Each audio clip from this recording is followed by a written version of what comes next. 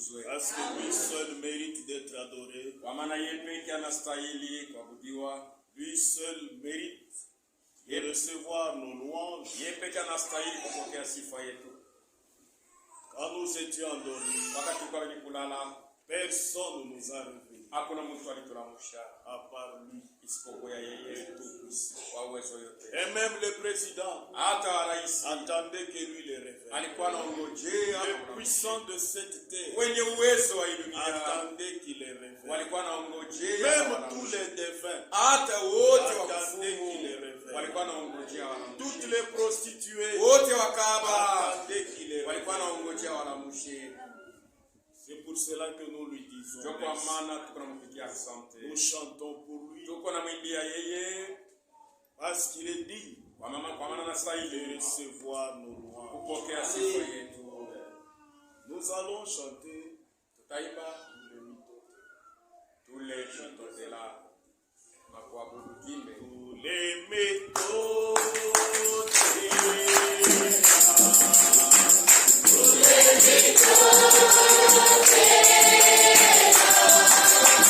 Thank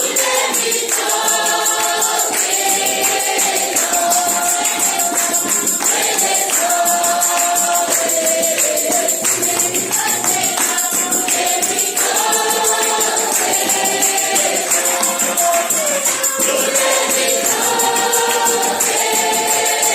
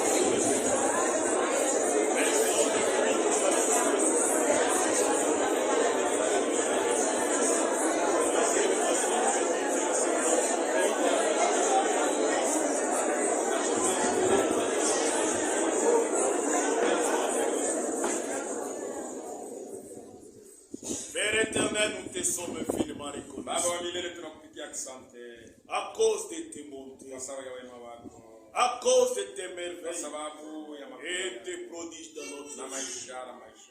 C'est par grâce Ni kwa neema tu que nous nous réunissons ce matin. tunakusanyika. Il y en a qui ont voulu nous se réunir comme nous, Walipenda kusanyika sawa, mais aujourd'hui, lakini leo ils sont amenés à la mort. wanapeleka Il y en a aujourd'hui qui leo seront enterrés. kuko wale watajika, Il y en a qui sont dans les kuko hôpitaux. wale beko Ils hospitali ne savent pas arriver ici. hawajue kufika. Mais aujourd'hui, Lakini leo nous qui sommes ici, sie benye kuwa oh hapa, Dieu, nous te disons Mungu merci. tunakupigia Parce asante que nous avons vu ta kwa sababu grâce. tunaona neema yako. Quand nous étions endormis, Wakati tulikuwa benye nous kulala étions comme des bois tulikuwa morts. sawa mazuri, Mais toi, par ta lakini bonté, wewe kwa wema wako, par ta kwa neema miséricorde, yako tu as placé le souffle en unaweka nous pumzi ya et nous uzima nous sommes réveillés. na tunalamuka. Pour cela, nous te disons Juu ya ile merci. tunasema asante. Nous ne sommes pas Hatuna très saints, beta plus que takatifu ceux-là sana qui sont kushindia enterrés. wale wanaishi. Nous ne sommes pas très intelligents Hatuna wenye kuwa na akili sana que ceux-là qui sont zaidi enterrés. ya wale wanashika. Mais c'est par ton amour, Ni kwa mapendo yako, c'est par ta ni kwa miséricorde. rehema yako. C'est pour cela qu'aujourd'hui, Kwa maana leo ce matin, ya asubuhi nous avons chanté pour toi, tunakuimbia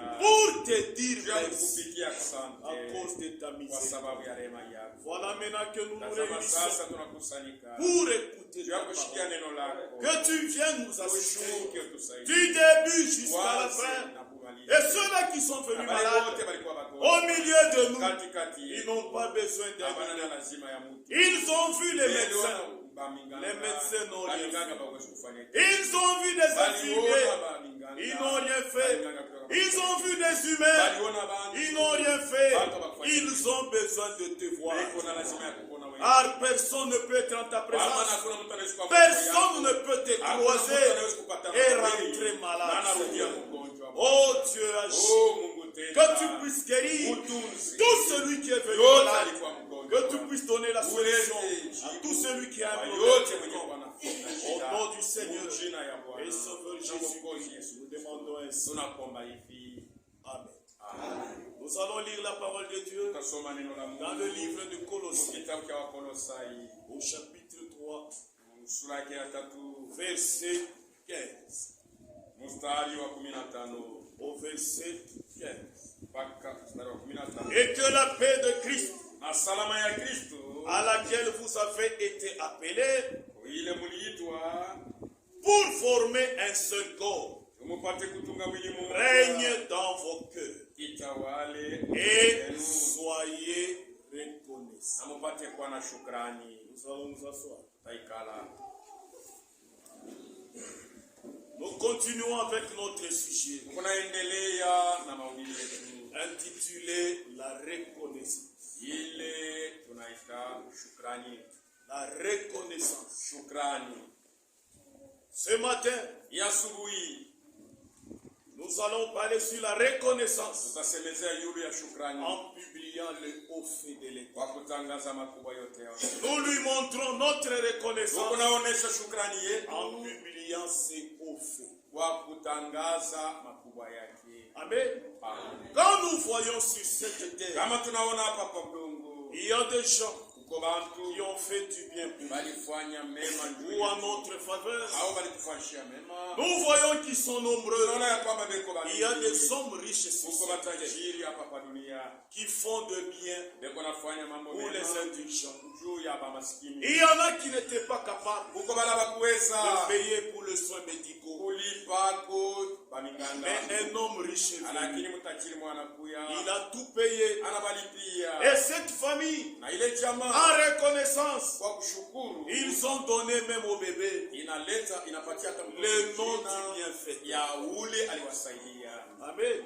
En reconnaissance Kwa de cette œuvre. kushukuru tu ile Nous avons vu beaucoup de noms comme ça. tuliona majina mingi vile. Il y en a aussi, Uko tena tellement qu'on a fait du bien à sasa les gars. anafanyisha vizuri sana Chaque fois, kila quand wakati, ils se tiennent pour parler, wakati anashonja ils kusema doivent citer les noms anapasha kutaja jina de cet homme. ya ule mtu. Donc si aujourd'hui je Kama travaille, leo niko na c'est sika grâce à tel. ni kwa neema. Si aujourd'hui Kama leo j'ai une maison, niko na c'est nyumba grâce à ni tel. juu ya ndugu Si fulani. aujourd'hui j'ai Kama une leo voiture, niko na c'est gari grâce à ni tel. kwa sababu ya mtu. Il y en a qui composent même Kuko des choses. bale beko na wanaimba hata nyimbo en l'honneur des autres humains. kwa utukufu ya watu Pourquoi? wengine. Ya nini? Parce qu'ils ont fait du bien. Kwa maana balibafashia mema. On fait une chanson à leur honneur. Maana baimbia mwimbo. Nous voyons aussi par exemple Moïse. Tunaona tena kwa Il y a beaucoup de noms de chansons. kuko nyimbo mingi banamwimbia Parce qu'il a fait du bien. kwa sababu alifanya Si pour les humains kama tu ya bantu qui nous ont fait du bien, bali alitufanyia mema éphémère, ya muda tu passager, ya kupita, nous sommes si reconnaissants. tuko na bashukuru Nous sana. composons des chansons. Tunakuwa na baimbia na nyimbo. Nous donnons à nos enfants Tunapanga batoto yetu Leur nom. majina yabo. partout où nous passons. Fashi yote tuko Nous napita. parlons d'eux. Tuko nasema juu Et yabo. pourtant, ce qu'ils nous ont Japo donné, yeye wanatupatia c'est passager. ni vya kupita tu. La maison qu'ils nous ont donnée, Nyumba ile un balitupa jour peut prendre feu. siku moja inaweza kuwaka moto. Les véhicules qu'ils nous ont Gari ile donnés, wanatupatia un jour peut prendre feu. inaweza kuwaka moto pia. Les soins pour lesquels nous ont assistés pour Malipo ile l'enfant, walitulipia njoo tutunze. l'enfant pourra mourir. Mtoto anaweza kufa. Amen. Amen. Mais que dire de notre Dieu Basi tutasema nini juu ya Mungu wetu? qui ne cesse de nous faire du bien Ule achake kututendea mema chaque matin? kila asubuhi. Est-ce qu'on pense à lui dire merci? Basi tunakumbuka kumpigia. On ne fait que publier les noms des autres. Tunakuwa natangaza kwa kama majina ya watu Oh, wengine. tel il est bon. Mtu fulani ni Tel il mwema. est bon. Mtu fulani ni Il m'a fait mzuri. du bien. Ananifanyia mema.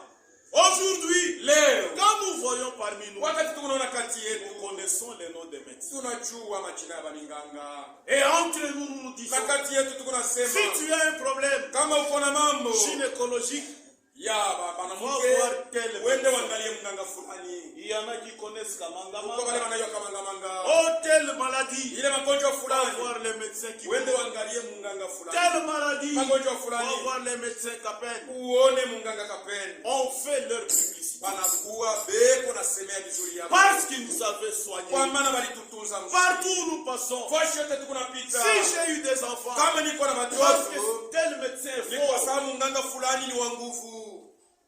Amen. Amen. Non, c'est un spécialiste Ule ni mwenye kujifahamu de la gynécologie. ya mambo ya magonjwa ya mwanamke C'est na un ya mimba. spécialiste Ni mtu mwenye de la kujifunza cardiopathie. ya mambo ya maroho. C'est un spécialiste Ni mtu mwenye de kujifunza la chirurgie. wa mambo ya On kupasurana. fait que vanter Beko les paka na gens. matapa majina ya Partout où nous mwanadamu. passons. Fashi yote Parce que tunapata. ces gens nous Kwa ont sababu wale sauvés. bantu balitutunza. Mais pourtant, Japo qui nous a guéris? ni nani alitutunza? Est-ce que c'est eux? Ni kwa balitutunza? C'est le Tout-Puissant. Ni wao. Le Dieu Tout-Puissant Mungu wa qui uwezo nous a guéris. alitutunza. Mais le médecin, Lakini quand munganga ils ont opéré, wakati alitupasula ils ont suturé, alifunga mangama, mais ils ne savent pas lakini hawajui quand est-ce que les nerfs se ni sont. wakati gani Quand ile est-ce que la nyama peau se iliungana. Les médecins ont juste Balinganga constaté banakuwa naiweka na que banatambua la tu plaie s'est citée. ya kwamba kilonda kinakauka. Mais qui a fait que la plaie Ni s'est nani alifanya kilonda kikauke? Dieu Ni Tout-Puissant. Mungu. Lui qui a fait la grande part, Ule ndiye alifanya sehemu on munene. s'était. Munekala kimya musifu. Mais on parle du médecin. Lakini munakuwa na tapa ule munganga Le médecin alipasula. est fort. Munganga ni wa nguvu. Mais le médecin qui est fort Ule munganga wa nguvu sana meurt aussi. anakufaka naye. S'il est fort, Kama ni wa nguvu, pourquoi est-ce qu'il y a des décès dans sa juu famille? ya nini mjamaa yake beko nakufa? Pourquoi est-ce que sa femme a été Juu ya nini mke enterrée? wake alikufa? Pourquoi est-ce que son papa a été Juu ya enterré? nini baba yake Pourquoi balimuzika? est-ce que ce médecin-là, Juu ya nini ule munganga sa jambe a été amputée? mkulu yake balikata? Amen. S'il est fort, Kama ni wa nguvu, et à l'université quand il était là, na kule kwa masomo ya juu wakati alikuwako est-ce qu'il a fait 100%? alifanya 100%. Dans tous les cours qu'il a étudiés, Muile est-ce qu'il a fait 100%? ni kusema aliweza yote. Même le médecin qui lui a donné, hata munganga ule est-ce alimfundisha qu'il a fait ni kusema 100%? na yeye aliweza tu yote kwa yote? Hapana. C'est-à-dire que quelque part, Ni kusema fashi et fulani aussi ne maîtrise na pas. wao pia Mais abaiwezi. pourtant, Japo partout que nous passons, fashi yote tuko il napita est un grand médecin. ni munganga mkubwa. Si j'ai eu des enfants, Kama nilipata c'est watoto cet homme. ni ule mtu. Si mon opération l'opération s'est bien kama passée, walipasula mzuri c'est cet homme, ni ule mtu le grand médecin. munganga Et quand nous mkubwa. parlons avec Na eux, kama tunasema naye avec beaucoup de tuko respect, nasema na heshima même nyingi. s'ils nous injurient, Hata kama anatutukana on s'était. tunabakia kimya, Même s'ils nous outragent, hata en public, kama ils anatukosea nous grondent en public, anatufokea mbele ya on watu s'était. tunekala kimya. C'est le médecin. Ni munganga. Mais que dire de Dieu? Tutasema nini juu ya Mungu? Lui qui nous donne la vie, Ule kwa anatupatia uzima, lui qui nous soigne, yeye mwenye kwa anatutunza, lui qui opère yeye mwenye kwa sans anatupasura cicatrice. bila kuacha alama ya kupasuliwa. Est-ce que nous pensons lui dire merci? Tunawazaka kumpigia asante, Est-ce que nous pensons faire sa tunaweza publicité? tunawazaka Est-ce que kumshukuru, nous pensons à publier ses offres? tunawazaka kutangaza mambo yake Est-ce que dans la makubwa. famille, il y en a qui connaissent Jamaa kuko wale wanajua ya que Dieu kwamba nous a guéris? Mungu alitutunza. Dans la famille, on connaît seulement les médicaments. Ujamaa que j'ai banajua pris. paka manjina ya madawa nilikunywa. Ces mêmes médicaments, Ile madawa ya les moyo autres les ont. wengine balikunywa Ils sont où? babeko wapi? Dans la tombe. Beko mkaburi. Mais moi, j'ai pris les mêmes Mimi médicaments. nakunywa ile dawa ya Mais moyo, je suis vivant. lakini niko hai. Dieu tout puissant. Ni wa uwezo yote. La même maladie que j'ai Magonjwa moya moya qui niko m'a nayo. attrapé, Ile ilibamba. c'est la même Ni maladie magonjwa moya qui moya a tué les médecins. iliua mganga.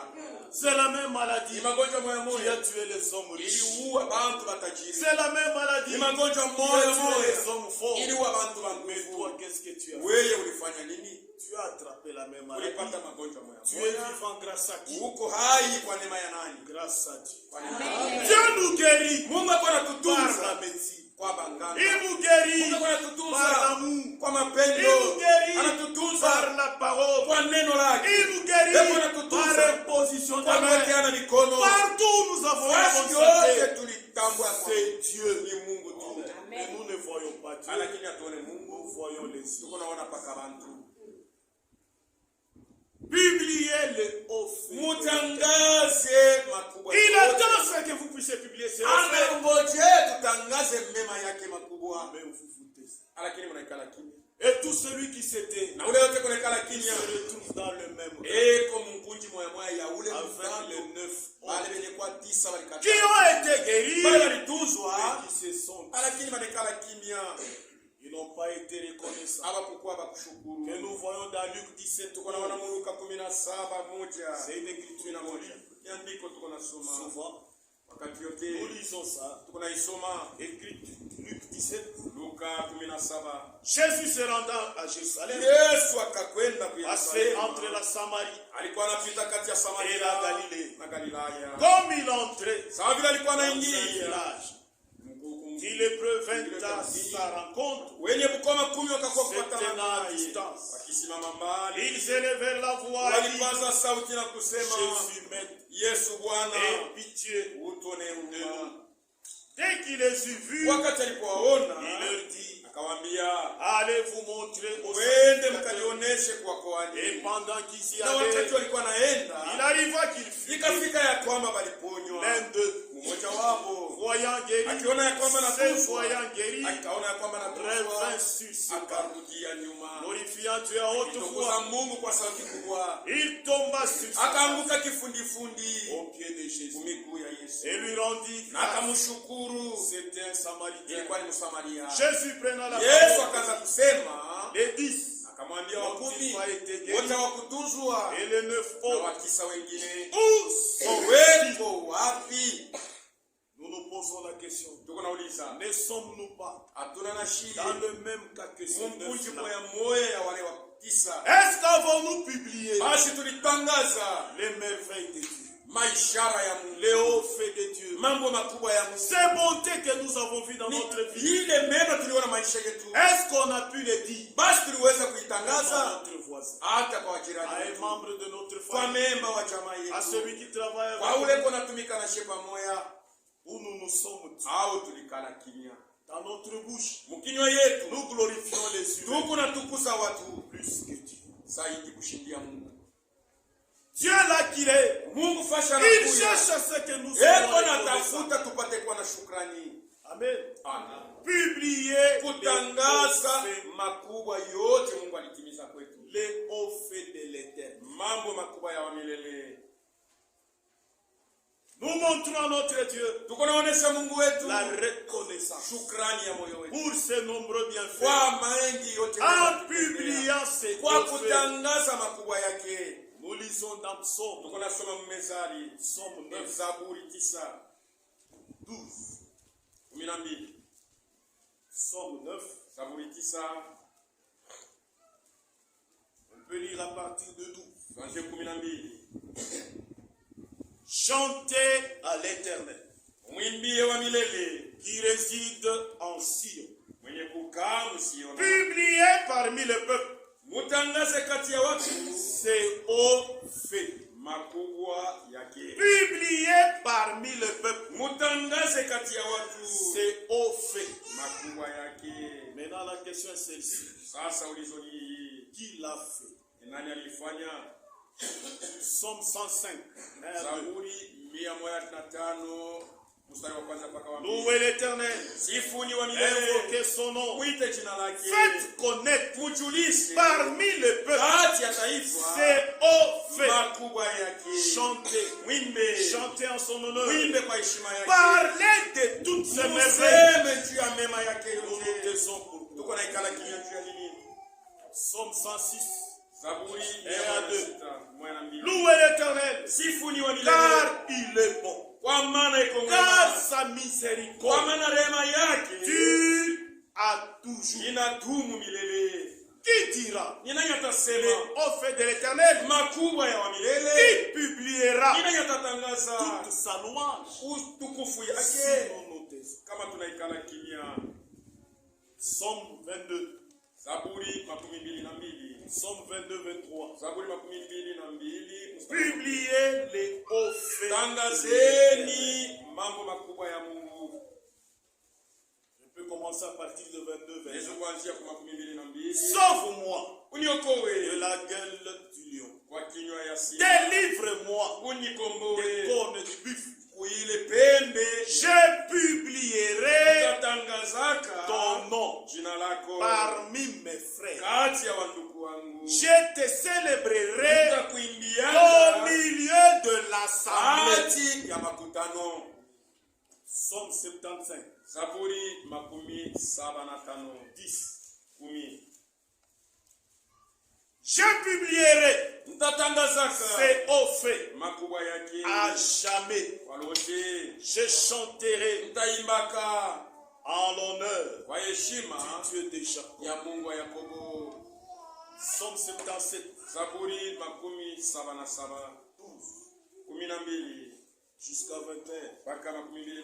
Je rappellerai Nitakumbushaka les œuvres de l'Éternel. matendo ya wamilele, Car je me souviens kwa maana niko nakumbuka de tes merveilles ya mema yako d'autrefois. ya wakati ingine. Je parlerai Ntasemaka de toutes tes œuvres.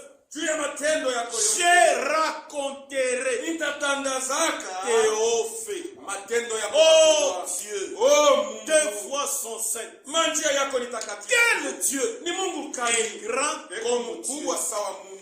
Tu es le Dieu Uko Mungu qui fait des prodiges. ule kunafanya Tu as maishara, manifesté parmi les peuples ulionyesha kati ya watu ta puissance. uwezo yako. Par ton bras, Kwa uwezo ya mkono tu as yako délivré ton peuple, unani unakomboa taifa le lako. fils de Jacob Bwana wa Yakobo et de Joseph. na wa Yosefu. Les eaux Maji t'ont vu. ili kuona. Oh Dieu, Mungu, les eaux t'ont vu. maji yalikuona Elles ont na tremblé. ikaogopa. Les abîmes se Vilindi sont émus.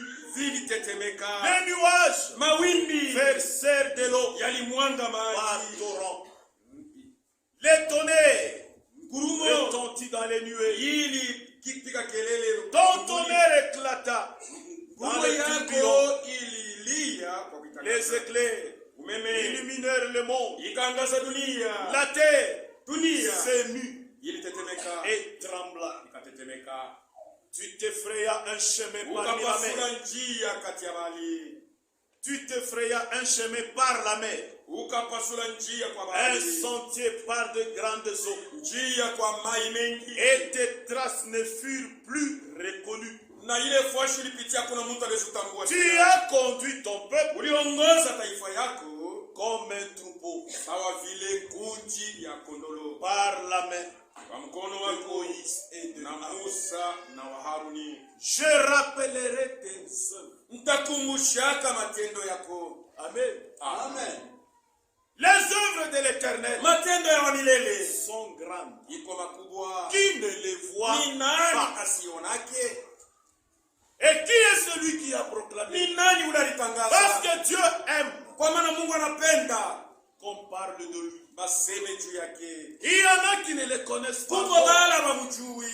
Si un homme Kama mtu faisait du bien pour vous anakufashia et vous mema vous tenez à la na télévision unashimama en kwenye train de televisheni, parler unaanza de kusema ce qu'il a fait de vous. kwa ajili Et alikufanyishia dans le fauteuil là qu'il est, na mulasha il kuikala se sent comment? atasikiaje? Très à l'aise. Atasikia Il vizuri est sana. content. Atakuwa Donc tout le furaha. monde Dunia saura yote que itajua kwamba c'est moi. ni mimi. Si cet homme vit, Kama ule mtu parce anaishi que moi j'ai payé ni kwa les sababu mie nilimsaidia, parce que je l'ai amené en kwa maana Europe. nilimpeleka Et Ulaya. que dire de Dieu Sasa Mungu itakuya à chini cause de kwake ses nombreux kwa bienfaits? sababu ya mengi yake. Il te voyait en anakuona train de parler en uko son nasema juu ya en train de kutukuza. publier ce qu'il a fait. Unatangaza matendo yake makubwa alifanya. Publiez-le au fait de l'Éternel. Tangazeni matendo makubwa Nous ya le Mungu. faisons Tuko naifanya en reconnaissant kwa shukrani ya roho de yetu ce qu'il a fait. kufuatana na alitufanyia. Si je suis vivant, Kama niko hai c'est cet homme ni ule mtu du calvaire.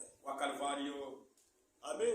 Amen. Il y en a qui ne connaissent pas notre Dieu. Kuko baada bamjue Mungu wetu. Mais quand nous nous taisons, Wakati tunaikala kimya, qui le leur fera ni connaître? nani atabajulisha ule Il y Mungu? en a aujourd'hui qui disent, Kuko wale wanasema au leo tabernacle, vous n'avez pas de Dieu. mule mu makutano hamuna na Mungu.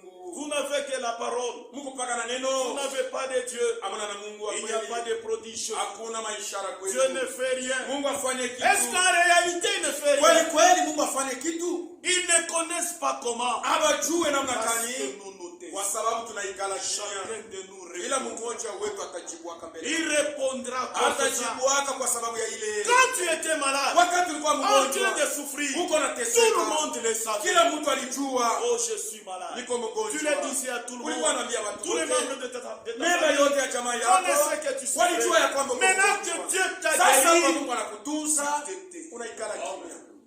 Prochainement, si tu tombais Mara malade, ingine kama unagonjwa, que fera-t-il? atafanya nini? Il va te laisser mourir. Atakuacha kufa. Parce qu'il n'a pas trouvé un gain Kama auprès de toi. akupata kwa faida. Mais mwingine chaque akutunzie. fois, Mara yote quand tu le rappelles, wakati unamkumbusha, même quand tu tombes malade, hata kama tu unagonjwa, lui diras, unamwambia ya kwamba j'étais malade, nilikuwa mgonjwa, Tu unanitunza. j'étais tombé dans les mains des bandits, Nilianguka mikono ya tu m'as majambazi, secouru. ulinisaidia. Voilà maintenant Tazama que sasa, le mot de tête me dérange. kichwa kinaniuma. Lorsque tu m'auras guéri, Wakati je utanitunza, publierai encore utatangaza tena tes hauts faits. matendo yako makubwa. Ils disent, Anasema où est leur Dieu? Mungu wako yuko wapi? Est-ce qu'il n'y a pas de miracle parmi Basi nous? hakuna kwa miujiza kati yetu, Est-ce qu'il n'y a pas de prodige parmi hakuna nous? kwa maishara kati yetu. Mais nous nous taisons. Je tuko naikala kimya, Nous lisons Chronique, tuko nasoma mambo ya 1 siku, Chronique 16, mambo ya siku ya kwanza à 16 partir de 8. kuanzia 18. Louez l'Éternel, Sifuni wa milele, invoquez son nom. muite jina lake, Faites connaître parmi le peuple mujulise kati ya taifa ses hauts faits. matendo yake makubwa. Chantez, Imbeni, chantez en son honneur. imbeni kwa heshima yake, Parlez de toutes ses merveilles. museme juu ya matendo yake mema. Nous nous taisons comment? Tuko naikala juu ya nini? Nous ne sommes là qu'en train de nous plaindre. Tuko hapo mpaka juu ya kulialia. Ça fait une année que je souffre. Unakuya mwaka Ça fait 6 ans que je souffre. unakuwa miaka 6 J'en parle à tout le monde. niko naambia watu Mais wote. quand il me guérit, Wakati ananitunza je me tais. mimi naikala kimya. Amen. Je me tais. Naikala kimya. Je ne donne même pas les remerciements. Shilete kwa hata shukrani kukumbele baisome. Pour publier les hauts faits de Kwa l'Éternel. kutangaza mambo makubwa. Quand on me guérit, Wakati unatunzwa je me tais. naikala kimya. Dieu n'est pas content. Mungu ana na Parce furaha. qu'on ne lui a pas montré Kwa maana notre atuoneshe reconnaissance. shukrani yetu. C'est à lui. Ni Il yeye. voit la main de l'Éternel. Eko naona mkono ya milele maisha yake. Il ne saura pas se taire. Hata ikala kimya. Amen. Amen. Même si ce n'est pas moi qui suis, hata kama ana ni mimi mais nilitumwa, c'est telle sœur qui ni est dada venue. yangu fulani Je ne anatunzwa, peux pas me taire. siwezi kukala Je kimya, vais les raconter aux autres. nitaitangaza kwa watu wengine. Dans notre assemblée, Mumakutano Dieu a yetu fait des merveilles. Mungu alifanya Il y a eu jambo. telle sœur qui Mungu dada souffrait. fulani alikuwa anateseka, Dieu l'a guéri. Mungu anamtunza. Un tel frère Ndugu souffrait. fulani aliteseka, Dieu l'a guéri. Mungu anamtunza. Mais toi, tu t'étais. Sasa wewe unekala kimya je? Quand cette sœur commet Wakati l'adultère, ule dada anatenda là, usherati, tu publies ses pale œuvres. unatembea na usherati wake fashi yote. Est-ce que c'est un haut fait, ça? Basi ile ni makubwa ya Mungu kunatangaza. Je ne m'imaginais pas Nilikuwa na wasia que cette sœur, un jour, huyu dada siku moja pourrait commettre anaweza l'adultère. kutenda usherati.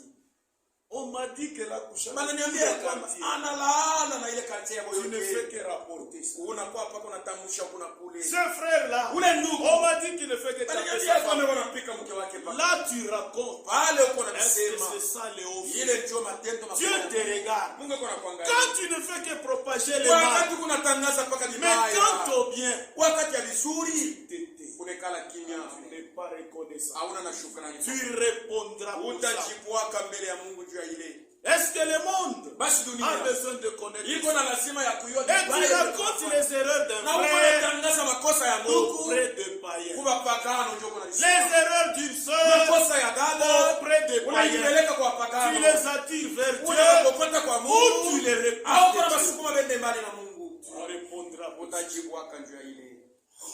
Publiez les hauts faits de Tangazeni matendo makubwa ya milele. Qui n'a pas vu ça? Ni nani akuona hapo Qui n'a tendo pas kubwa ya entendu Mungu? cela? Nani akuisikia hapo? Amen. Amen. Il y a une femme, Kuko mwanamke mmoja, la femme samaritaine. mwanamke Msamaria. Et nous trouvons dans le livre de Jean. Ule tunakuta mkitabu ya Yohane. Cette femme-là Ule mke a eu le privilège alipata bahati de croiser ya kupatana Dieu na Mungu face à face. uso kwa uso. Cette femme-là, Ule mwanamke elle était adultère. alikuwa msherati, Elle avait beaucoup d'hommes. alipata wahabara wa mingi, Elle vivait avec beaucoup d'hommes. alikuwa anaishi na wahabara. Mais un jour, Siku moja elle a croisé Dieu anapatana na Mungu, qui était en sa présence. ule alikuwa mwepo Dans yake un corps humain. mumwili ya mtu Jésus-Christ. Yesu Kristo. Amen. Amen. Dans cette contrée-là, Muile fasi il y avait plusieurs prostituées. kulikuwa makaba mingi, Elle n'était pas la seule. hakukuwa peke yake. Mais Jésus était devant elle. Yesu alikuwa mbele yake. Amen. La femme était au puits. Mwanamke alikuwa kunjimu ya Yakobo. Jésus lui a demandé. Yesu alimuuliza Ah, il conversait. wakati alikuwa anazungumza naye, Il parlait de l'eau. alikuwa anasema juu Et ya la maji. femme lui dit, Mwanamke tu n'as akamwambia rien pour hauna puiser. na kitu cha kushota maji, Qu'est-ce que tu pourras me donner? utanipatia maji. Et Jésus lui dit, Yesu moi akamwambia j'ai une eau. mie niko na maji ya uzima, Si tu bois cette kama eau, unakunywa ile tu maji n'auras jamais faim. hautapataka tena kiu. Jésus, Yesu par le discernement, kwa kufafanua étant le grand prophète, mwenye kuwa nabii mkubwa, le grand aigle, mwenye kuwa parce que ndai, rien n'est caché. hakuna kitu kinafichama mbele ya Mungu. Il a vu toute la vie de cette. Aliona maisha yote ya ule dada, Tu as 5 hommes. huko na wanaume tano, Et l'homme que tu as, na ule uko naye sasa il hivi t'appartient même. ana wako. Mais quand la femme a découvert Wakati mwanamke que alitambua l'homme qui était ya kwamba devant ule elle mtu alikuwa mbele yake était le Messie, alikuwa ni Masia, elle ne s'est pas tue. akubakia kimya. Nous lisons un peu cette conversation. Tusomeko hii mambo Jean 4, 7. Yohane 4:7. Une femme de Samarie Mwanamke mmoja vint puiser de l'eau. akakuja kuchota Jésus lui maji. dit, Yesu donne-moi akamwambia à boire. unipatie ya Car kunywa. ses disciples Kwa maana wanafunzi étaient wake allés à la ville. walienda mmuji. La femme samaritaine lui dit, Mwanamke Msamaria comment akamwambia toi, ni namna gani wewe Juif, mwenye kwa Myuda me demandes-tu uko naniomba à boire maji ya kunywa? à moi qui suis une femme Mwambie mwenye samaritaine? kwa mwanamke wa Le juif, en Msamaria. effet, Wayuda kwa n'ont imani pas de relation hawana na upatano avec de Samarie. na wa Samaria. Jésus lui répondit, Yesu si akamjibu, tu connaissais kama ulitambua le don de Dieu, zawadi ya Mungu, et qui est celui qui te na dit, nani ule kuna donne-moi à boire, unipatie tu maji, lui aurais toi-même ulipaswa wewe mwenyewe demandé à boire, kumwomba maji ya et kunywa, il t'aurait donné na alipaswa kupatia de l'eau vive. maji ya uzima. Seigneur, lui dit la femme, Bwana akamwambia tu mwanamke, n'as rien pour puiser. agonisé. hauna na kitu ya kushoto. Et le puits est profond. Na njimu ni mrefu. D'où auras-tu Utapata wapi cette eau vive? ile maji ya uzima? Es-tu plus grand Uko que mkubwa notre père Jacob? sisi ya wetu Yakobo. Jésus 13 Yesu répondit, 13 akamjibu, quiconque boit ule de cette utatakunywa eau hii maji aura encore soif. ataendelea kuwa na kiu, Mais celui qui boit lakini ule de atakunywa l'eau que je lui maji donnerai itampatia n'aura point jamais soif. atakuwa tena na kiu, Et l'eau que je lui na maji donnerai itampatia deviendra en lui itakuwa ndani une yake source d'eau chemchemu ya qui maji jaillira itakuwa na jusque dans la vie éternelle. mpaka na uzima wa La milele. femme lui dit, Mwanamke akamwambia, Seigneur, Bwana, donne-moi cette unipe eau ile maji basi, afin que je n'ai plus hivi soif nishikue tena na kiu et que je ne vienne na plus nishikue tena ici. kushota hapa. Va, lui dit Jésus, Kwenda Yesu appelle akamwambia, ton mari. uite mume wako Et viens. na urudi. La femme répondit, Na mwanamke je n'ai point de mari. sina na mwanaume. Jésus lui dit, Yesu tu akamwambia, as eu raison, uko na sababu Dedi, je ya ne connais kusema mari. sina na Bwana, car tu as eu kwa 5 maana maris. ulipata wa Bwana 5 Et celui que tu as na ule uko maintenant naye hapa hivi n'est pas ton mari. ana bwana yako. En cela tu as dit vrai. Mwile unasema kweli. Seigneur lui dit la femme, Bwana akamwambia mwanamke, je vois tu es là. naona ya kwamba uko Nos nabii. pères ont adoré ça. Baba yetu baliamini, Montagne. baliabudu kwekana. Je saute, Niko naruka, je vais à 24, nenda kwa 24 ou soit encore à 25. 25. La femme lui dit, Mwanamke je akamwambia, sais que najua ya le kwamba Messie doit venir. Masia anapaswa Celui kuja. qu'on appelle Christ, Ule wanaita Kristo, quand il sera venu, wakati atakayekuja il nous annoncera toutes ces choses. atatuambia maneno haya Jésus yote. lui dit, Yesu je akamwambia, le suis. mimi Moi, quittez niko pas. ule Masia. Là-dessus arrivaient des disciples. Pale pale wanafunzi wake wakafika. 28. 28. Alors la femme, Sasa mwanamke ayant laissé sa cruche, kisha kuacha s'en alla dans la ville akaenda et dit mumuji aux gens, na akaambia watu, venez voir kujeni muone un homme mtu qui m'a dit tout ule ananiambia ce yote que j'ai fait. nilifanya. Mais serait-ce point le Christ? Asitakuwa basi Kristo? Je vais à 36. 36.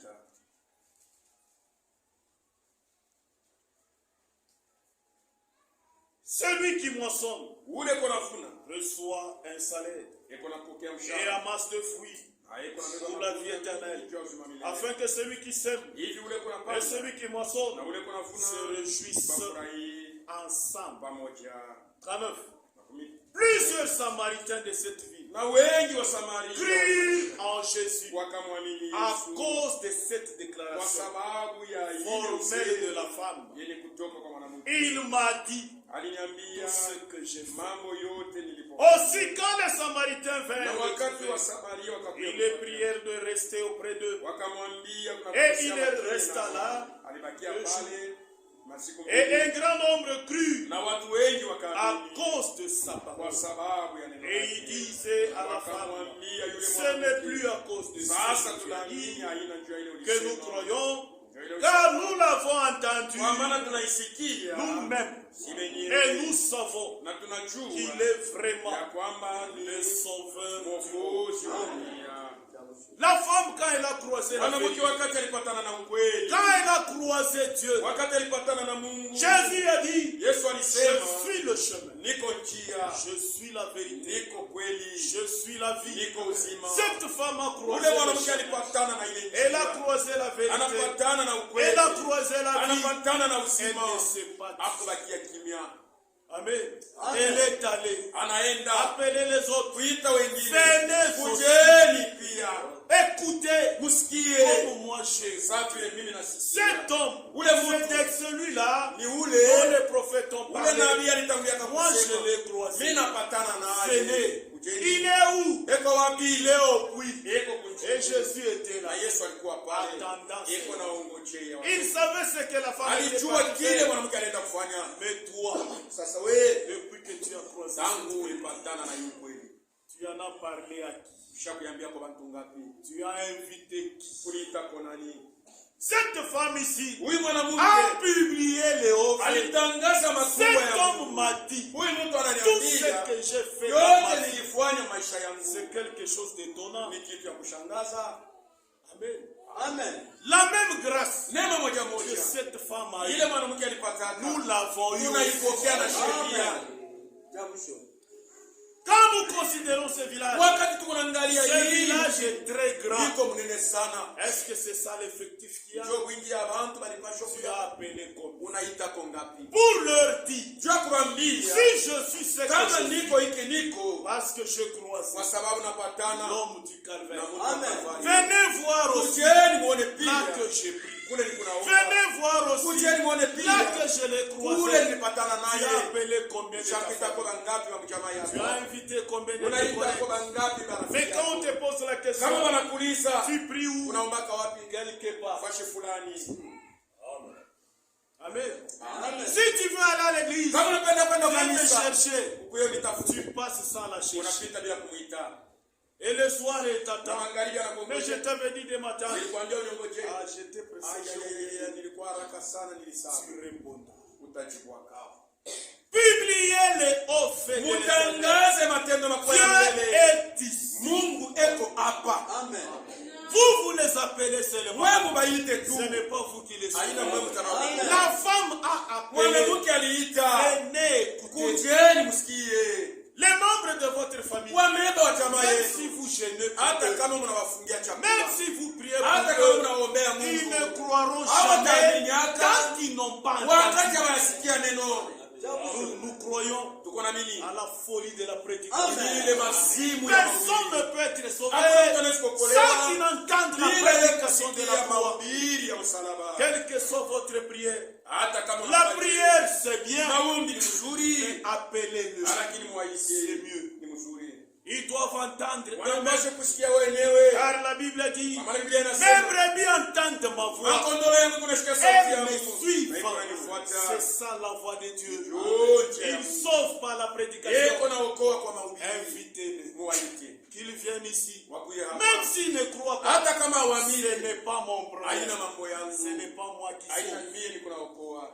Ce qui est essentiel, Yenye kwa ya bei. il aura entendu. la vérité. Anashikia ukweli. Et s'il refusait, Na kama nakatala. il est libre.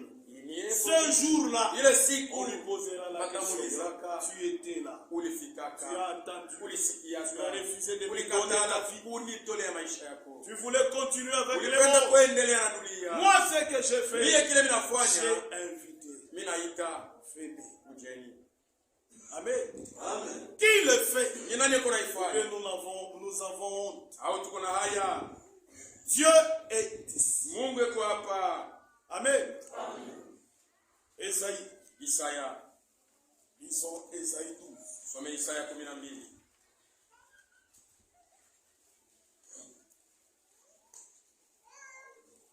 Esaïe 12 à partir de 1. Isaya 12 kuanzia kwa mstari wa kwanza.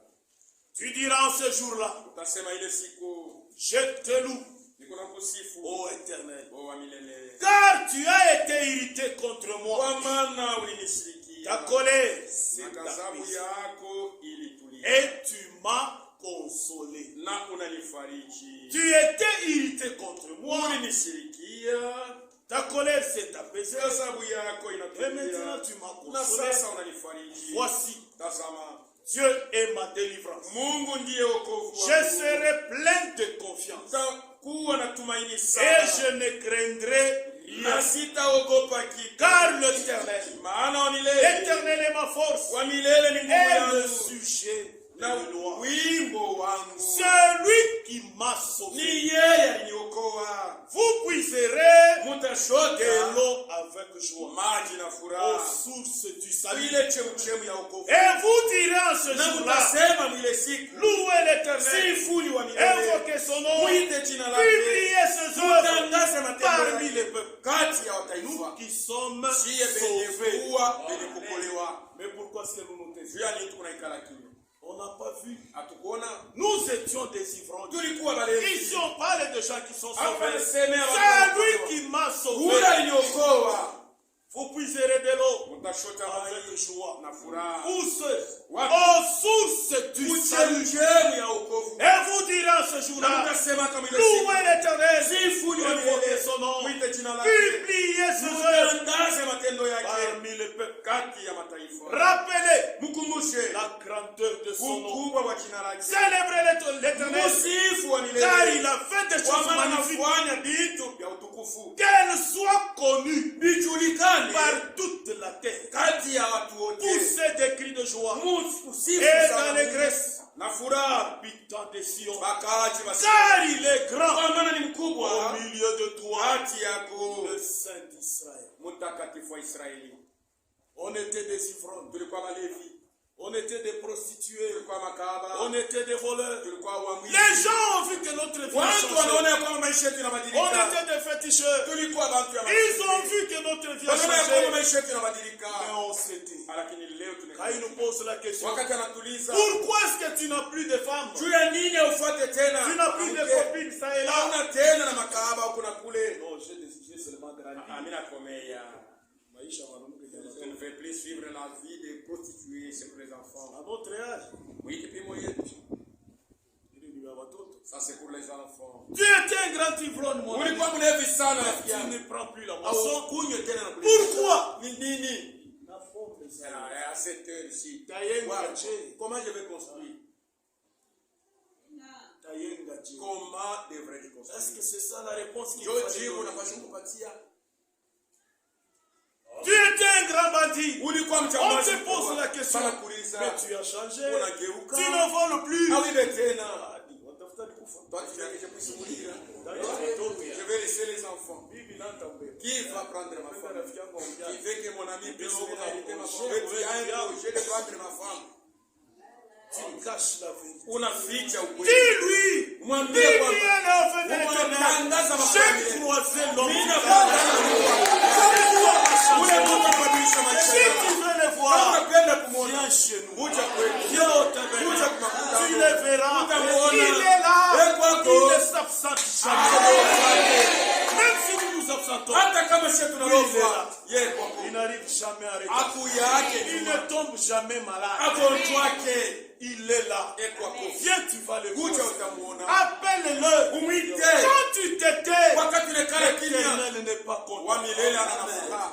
Tu n'es pas reconnaissant Hauna na de shukrani ce qu'il a fait dans ta vie. ya kila alifanya maisha. Si tu es reconnaissant, Kama kuna shukrani, publie ses offres. tangaza matendo yake makubwa. Parle avec fierté. Sema na fieli Si j'ai yote. abandonné la Kama prostitution, ninaacha mie ce n'est bundumba, pas par alina moi. kwa nguvu yangu. Moi-même, je ne sais Mimi pas. mwenyewe sijui. Quand est-ce que la soif a Ni disparu? wakati kanile Moi-même, je ne sais pas. Quand est-ce que la soif ni wakati de kanile la hapo boisson ya a pombe disparu? ilipotea. Quand je vois la Wakati bouteille, niko na ile j'ai tu ya une pombe, aversion. mimi nakuwa Quand je na vois nia. des prostituées, Kama ninaona makaba, je m'énerve. mimi nakuwa na shirika. Je ne sais pas. J'ai constaté Mimi cela. naona tu Et sasa. qui a fait? Ni nani alifanya? L'homme du calvaire. Lakini tuko na ikara Nous kimya. publions seulement les noms des médecins. Tunatangaza mpaka majina ya Nous publions waganga. les noms des politiciens. Tunatangaza majina Parce ya qu'ils ont waheshimiwa. arrangé notre route. Kwa sababu wanatengeneza La route barabara. qu'ils ont arrangée. Ile barabara wanatengeneza. Après 25 ans, Kisha miaka est-ce makumi qu'elle mbili na sera makumi mbili toujours na là? tano itakuwa hapo mpaka Mais ce que Dieu fait pour nous, ile Mungu kuna tufanishia des choses durables. ni vitu viko na kawia tunekala kimya. Quand nous nous taisons, Wakati tunekala comment est-ce kimya, qu'il reste? yeko nashikia je Publiez les offres de tangazeni l'Éternel. matendo makubwa ya milele. Il nous a sauvés. Alituokoa. Nous qui étions des gens turbulents, Siye benye kwa bantu nous qui étions des professionnels dans les injures, bakashua bantu bakujitoa sana aujourd'hui on se kukutana. rend compte Leo tunatambua qu'on kwamba n'injurie plus. hawezi kutukana tena. Même les injures Hata ne matukano sont plus dans notre haina tête. tena kichwa yetu. Qui a fait ça? Ni nani alitosha? Qui a fait ça? Ni nani alifanya? Cet homme du calvaire. On ne cessera de publier son nom. Hatuwezi kuacha Rappelez la grandeur kumbusha de mkubwa yake. son nom. Ya jina lake. C'est un nom qui est au-dessus Ni jina ilikuwa juu de tout nom. ya jina yote. Au-dessus des noms des Jina politiciens. ya Au-dessus ya des noms juu des ya- médecins. juu ya jina ya wanganga. Amen. Les médecins de ce monde. Wanganga wa hii dunia Maladie incurable. magonjwa kesho. Quand vous leur présentez le cancer, Kama unamuonesha Ils vous disent maladie incurable. atakwambia ni magonjwa. vous leur présentez le sida, Unamuonesha sida. incurable. Il n'y a pas de médicaments dans la Kuna pharmacie. dawa mu pharmacie. Amen. Amen. Mais auprès de Dieu. Lakini kwa Mungu. Quand nous lisons Psaume Wakati unasoma Zaburi 103, verset 3. mia moja na Je tatu, suis l'Éternel niko wa qui milele. vous guérit Niko na de mitume. toute Magonjwa maladie. yetu yote C'est lui, kwake. le mot incurable. Ile kusema kusema haitatunzwa hainako. Et nous nous taisons. Mais tuko nekala kimya. Nous refusons de publier ce tunakatala kutangaza Comment makubwa est-ce yake. qu'il sent? Eko nashikia Qu'est-ce qu'il ressent? ni nini eko nashikia moyo Est-il yake? dans la joie? Eko mfuraha Ou il a une tristesse? au eko na huzuni? Ne faisons pas partie Tushikwe mkunji de ces 9. ya bale batisa. Amen. Nous lisons Tuko nasoma ce qu'une jeune fille a fait. ile ule mwanamke alifanya. Nous trouvons cela dans 2 Rois. Tuko naikuta Wafalme wa 2 pili, Rois chapitre 5. Wafalme wa pili sura ya Cette fille-là ule mwanamke avait été déportée. bali mubambaka mbutumwa Elle est allée servir une famille. anaenda kutumikia chama mwinchi. Dans cette famille-là, Mwile chama il y avait le chef de la famille ulikuwa mkubwa wa ile qui était chama, souffrant. alikuwa na Du gonjwa, nom de Naaman. jina yake ilikuwa na maana La lèpre ukoma, était incurable. alikuwa na tunsika. Amen. Peut-être aujourd'hui, Leo mara on nyingine soigne ça, panakuwa na mais itunza, avec 1000 difficultés. lakini na magumu sana. Quand vous attrapez cela, Kama unapata ile les doigts magonjwa, se coupent un à un. mkono inaanza Et des parties de peau kukatika, disparaissent. vipande ya ngozi viko na C'était une grave maladie. Ilikuwa na magonjwa mbaya, Incurable à cette époque. alikuwa anapata matunzo mwili Mais wakati cette fille, ule mwanamke. quand ce général-là souffrait, Wakati ule jamadara la aliteswa, fille a regardé. mwanamke anaangalia, Elle a vu tant de souffrances. anaona mateso sana kwa ule jamadara, Elle est allée voir la anaenda maîtresse. kuona mama Je yake. vois que mon Seigneur, Naona ya kwamba bwana wangu votre mari, bwana yako souffre de telle maladie. eko na magonjwa. Mais s'il était Kama alikuya kwetu là-bas, il y a un mule prophète mwetu mko na mimi, que Dieu mule utilise. Mungu eko Il natumia serait guéri de cette atatunzwa leçon. kulia. Si c'était toi, Kama ilikuwa tu wewe allais t'aider. ulipaswa kala kimya. Nasema mimi sikumwonyesha. Je peux lui dire, Anaenda kula shule. ilikuwa là-bas il n'est pas guéri. Atasema Mulani. Il dira que je l'ai trop. Mambo aina. Les problèmes ne te concernent pas. Moi, je les mets devant Dieu. Mie niko mweka mbele ya Mungu. Amen. Amen. Ce que je sais, Kila que ninajua mon Dieu à moi Mungu wangu mimi guérit toute eko maladie. anatunza magonjwa Je yote. ne doute pas de Siwezi toi. kushakia C'est mbele ya pour Mungu. cela que je te Sio dis, kwa maana na va kuambia dans notre pays. wende mwinchi yetu Il y a un Dieu. mko Mungu. Nous lisons cela. Unaisoma 2 Rois 5.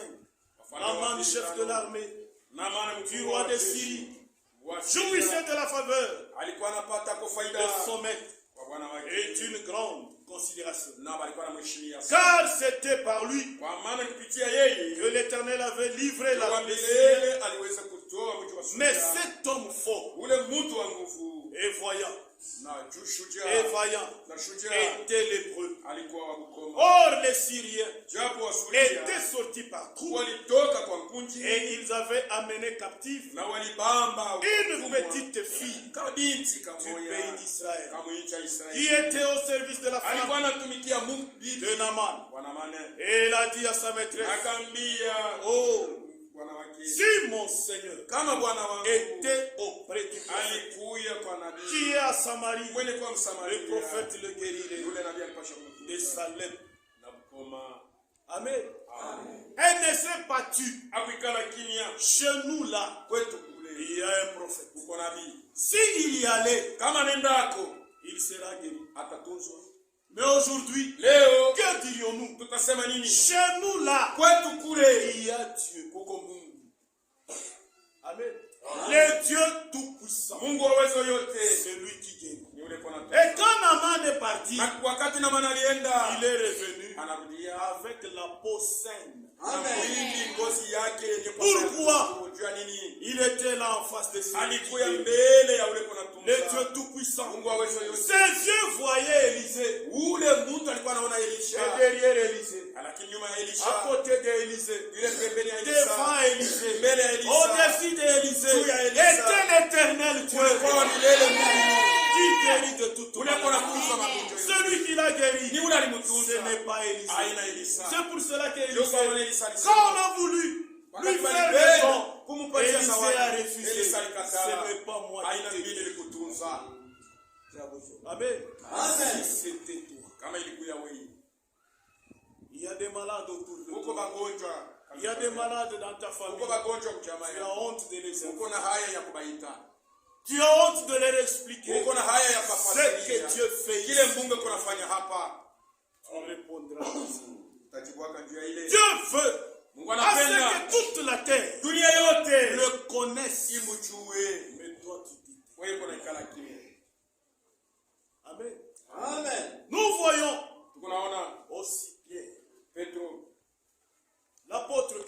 connaissons. ule mtume tunayua Cet homme, huyu mtu il a été emprisonné balimfunga à cause de la parole de Dieu. kwa sababu ya neno la Mungu.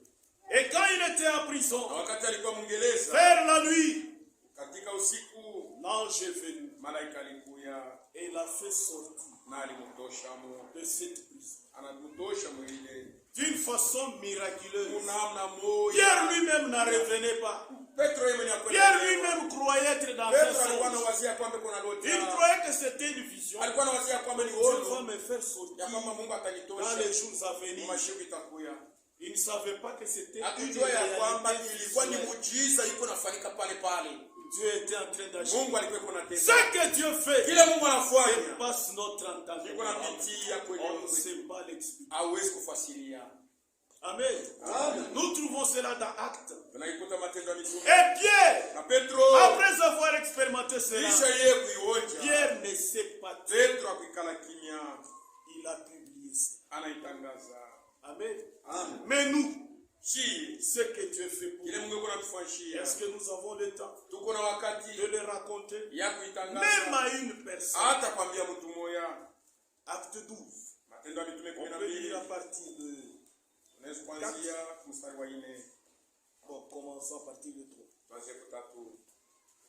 Voyant que cela, Akaona ya kwamba ile c'est le roi Hérode. ni mfalme À cette Herode. époque, il arrêtait les apôtres. Les Huyu wakati alikuwa na baba wa mitume na wanafunzi. Voyant que cela était Akaona ya agréable aux kwamba Juifs, ilipendeza il Wayuda. fit encore arrêter Pierre. Akabamba tena Petro. C'était pendant les jours de pain, Ilikuwa ni wakati ya sans mkate levain. bila chacho. Après l'avoir saisi Kisha yeye kumkamata et jeté en prison, na kumtupa il gerezani. est mis sous la grande, sous la Akamuweka garde de chini ya ulinzi ya walinzi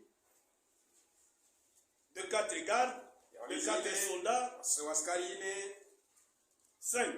5. Pierre, donc, Basi Petro était gardé alikuwa mwenye dans la kuchunga prison. katika kifungo Et l'église ne cessait na kanisa ilikuwa inachoka d'adresser pour lui kuomba des prières maombi à Dieu. juu yake kwa Mungu. Faites connaître vos besoins Mujulishe kutaka et kwenu na mahitaji il yenu kwa Mungu, répondra. na atajibu. Quand vous êtes dans une Wakati difficulté, uko katika magumu, parlez à Dieu. museme na Mungu. Quand notre frère Wakati ndugu se yetu trouve dans des eko difficultés, katika magumu, parlons à Dieu. tuseme na Mungu, Présentons cette requête. muoneshe ile hitaji. La nuit Usiku qui précéda le jour ile ilitangulia où ile Hérode siku, allait le faire comparaître, Herodi alipaswa kumpeleka Pierre lié kumsafisha. de 2 chaînes, Petro alikuwa mwenye kufunga na minyororo mbili. dormait entre 2 soldats Alikuwa mwenye kulala kati ya askari et des mbili sentinelles devant la porte. na mlinzi mbele ya mlango. Il était à côté.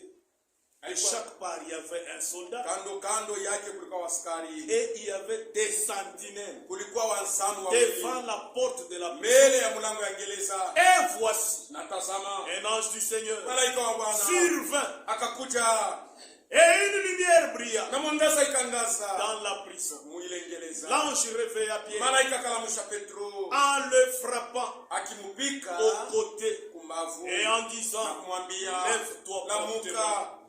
Les chaînes tombèrent de ses mains Kwa haraka Et l'ange vidole lui kama dit, mikono yake malaika et ta akamwambia, ceinture uweke et mkanda tes wako sandales. na fuala vilato. Et il fit ainsi. Na akaifanya L'ange lui vile. dit encore, Malaika akamwambia tena, enveloppe-toi de ujifunike ton manteau na koti et suis-moi. na unifuate. Pierre sortit, Petro le akatoka suivit, yeko ne namfuata, sachant pas que akajua ya kwamba ce qui se ile faisait ilikuwa nafanyika par l'ange kwa ule fut malaika réel ilikuwa ya kweli, et s'imaginant na alikuwa na wasia avoir une vision. ya kwamba ni uono tu inamfikia. Lorsqu'il eut Wakati Lorsqu'ils walifika, eurent passé la wakati première walitambuka mlango puis ya la mwisho, seconde, ils arrivèrent à la porte wakafika kumlango des fers qui mènent à la ville ya vyuma ilikuwa et napeleka qui mji, s'ouvrit ikafunguka d'elle-même kwa devant hiyo eux. yenyewe tu mbele ya Ils Petro, sortirent akatoka et s'avancèrent devant une rue. na kaenda mbarabara. Aussitôt l'ange quitta Pierre. Kwa ghafla malaika akatoka, Revenu en lui-même, akarudia mwenyewe Pierre mwenyewe. dit, Petro je akasema, vois maintenant utaona sasa ya d'une manière certaine namna ya que hakika le ya Seigneur kwamba Bwana a envoyé son anatuma ange malaika et wake qui m'a délivré na anakuya de la kunikombola main des Hérodes, mkono ya de Herodi tout ce que kwa yote le ile peuple juif taifa ya Yuda attendait. ilikuwa Après nangojea. avoir réfléchi, Kisha ye il kuwaza se dirigea vers akaenda la maison de kwa Marie, nyumba ya Maria mère de Jean, mama wa Yohane, où beaucoup kule bamingi de personnes étaient réunies balikuwa wenye kuikala et priaient. beko Il naomba, frappa à la porte akapika du kumulango vestibule mulango, et une servante na mtumishi mchijakazi nommée moja Rode mwenye kuita s'approcha pour écouter. akakaribia njoo kusikia, Elle reconnut la voix de Pierre akatambua sauti ya et Petro dans sa joie, na mfurahi yake, au lieu d'ouvrir, kuliko afungule elle courut akakimbia à annoncer que Pierre akatangaza kwamba Petro yuko était kwa mlango, devant la porte. alikuwa mbele ya mlango. Il lui dit, Akamwambia tu es folle. huko wa mazimu, Mais elle affirma que akahakikisha ya la kwamba chose était ainsi. ile mambo ni ya Et kweli. il dit, Akasema c'est son ange. ni malaika wake anakuja. Personne ne croyait Hakuna mtu alikuwa anaamini que Pierre pourrait échapper. ya kwamba Petro anaweza Et puis à cette kuponyoka, heure, na mwile wakati s'il fallait qu'il soit libéré par kama Hérode, balipasha kumwachia ça pale, devait se faire durant la ilipasha journée. kufanyika mjua, Mais la nuit, usiku c'est impossible. Il haikuwezekana, va échapper comment? ataponyoka Entre nje. deux militaires. Kati ya waskari mbili Devant la porte, mbele ya il y a mlango encore d'autres kulikuwa militaires. wanzamu wengine walikuwa na Pierre chuma, n'a pas fait les na cas Petro akufanya karateka pour les taper. jua wapite, Même s'il avait fait ça, hata kama il alifanya ne pouvait pas lui akupasha faire ça. kuweza. Amen. Amen. Il dit, Anasema c'est son ange. ni malaika wake. Cependant, Pierre continua Japo à Petro frapper. aliendelea na kupika kumlango, Il s'ouvrit wakafungula et furent étonnés de na le wakashangala voir. sana kuona Petro. Pierre leur ayant Petro de la même kisha façon kuambia mwikale de kimya, c'était mwikale kimya, leur raconta akawaambia comment le Seigneur namna kani Bwana l'avait tiré de la prison. alimutosha Mwingereza, Et il dit, na anasema annoncez-les muitangaze à Jacques kwa Yakobo et aux frères. na kwa wanduku, Puis il sortit. na kisha katoka, Il ne s'était pas tué. akuikala kimya. Amen. Amen. Moi-même, Mi mwenyewe, Paul, Pierre, mi Petro, moi-même, ni mwenyewe, parce que lui-même n'a révélé yeye pas. mwenyewe akwe na elewa. Quand il vivait la Wakati réalité, alikuwa anaishi ile on mambo, peut dire alikuwa une anasema réalité visuelle. ni mambo yenye Il kwa était à côté de pale. l'ange. Alikuwa pembeni ya Quand malaika. il est sorti, Wakati la anatoka, lumière, quand elle a brillé, wakati mwangaza iliangaza, personne n'a vu. hakuna mtu aliona. Quand l'ange est passé, Wakati malaika il n'y a alipita, que lui qui ni mpaka voyait. yeye mwenyewe alikuwa anaona. Il est sorti. Anatoka. Lui croyait être dans Yeye un alikuwa rêve, anawazia kwamba ni ndoto. dans une vision. Katika ono, Cela le dépassait. lakini ilikuwa Les anampitia merveilles de Dieu. matendo makubwa ya Mungu. Comment est-ce qu'il est passé Alipita je entre ces militaires kati ya wale askari? qui pouvaient expliquer Ni ça? nani aliweza kufasiria ile? Amen. Amen. Quand il est arrivé, Wakati il anafika, ne s'était pas tu. akuikala kimya. Il a publié les Alitangaza hauts faits de matendo l'Éternel. makubwa ya wamilele. Et il a dit aux autres, Na anaambia ne wengine, les gardez pas. msichumbe, Publiez-le. wende muitangaze. Car Dieu a dit, Kwa maana Mungu anasema, publiez mes hauts faits. mutangaze matendo yangu makubwa. Amen. Amen. Mais vous, quand vous vous taisez, Mwe wakati mko naikala kimya, comment est-ce que Dieu sent Mungu yuko anashikia je là qui? fashi yako. Amen. Si on a écrit ça Kama baliandika hivi pour tu, notre connaissance, juu tupate si il kujua. s'était aussi Kama dit, nikala na yeye kimya, on ne pouvait pas connaître. hatupashe kujua. Lorsque vous vous taisez, Wakati unaikala kimya, l'extérieur dit, nje banasema Dieu n'agit pas. Mungu atende. Dieu n'agit Mungu pas. atende. Même toi qui as Wewe expérimenté ulionja quelque chose kitu et fulani, tu t'es tu, unekala kimya, tu répondras. utajibu mbele yangu. Amen. Tu répondras. Utajibu. Nous voyons un autre cas, Tunaona mambo le ingine, fou de Guadara. ule wa mazimu wa kugadara. Cet homme-là, Ule mtu passé nuit dans un cimetière, alikuwa yuko nalala mkaburi, dans un sépulcre, mkaburi. il était très fort. Alikuwa na nguvu Même sana, les chaînes hata minyororo ne pouvaient pas les contenir, haikupasha kumshika, ne pouvaient pas l'arrêter. haikupasha Il kumfunga. était là jour et nuit, Alikuwa usiku na mchana, loin de sa femme, mbali na mke wake, loin de ses enfants, mbali na watoto wake, loin de ses amis. mbali na marafiki Il ne yake. pouvait pas manger Hakuweza kukula ce qu'il aimait. ile alipenda. S'il s'approchait des Kama gens, na karibia watu, les gens allaient fuir. watu walikuwa nakimbia, Cet homme va nous na ule taper. mtu atatupika. Mais cet homme, Ule mtu un jour, il a croisé la grâce. anapatana na neema, Il a croisé le Tout-Puissant. anapatana na uwezo yote.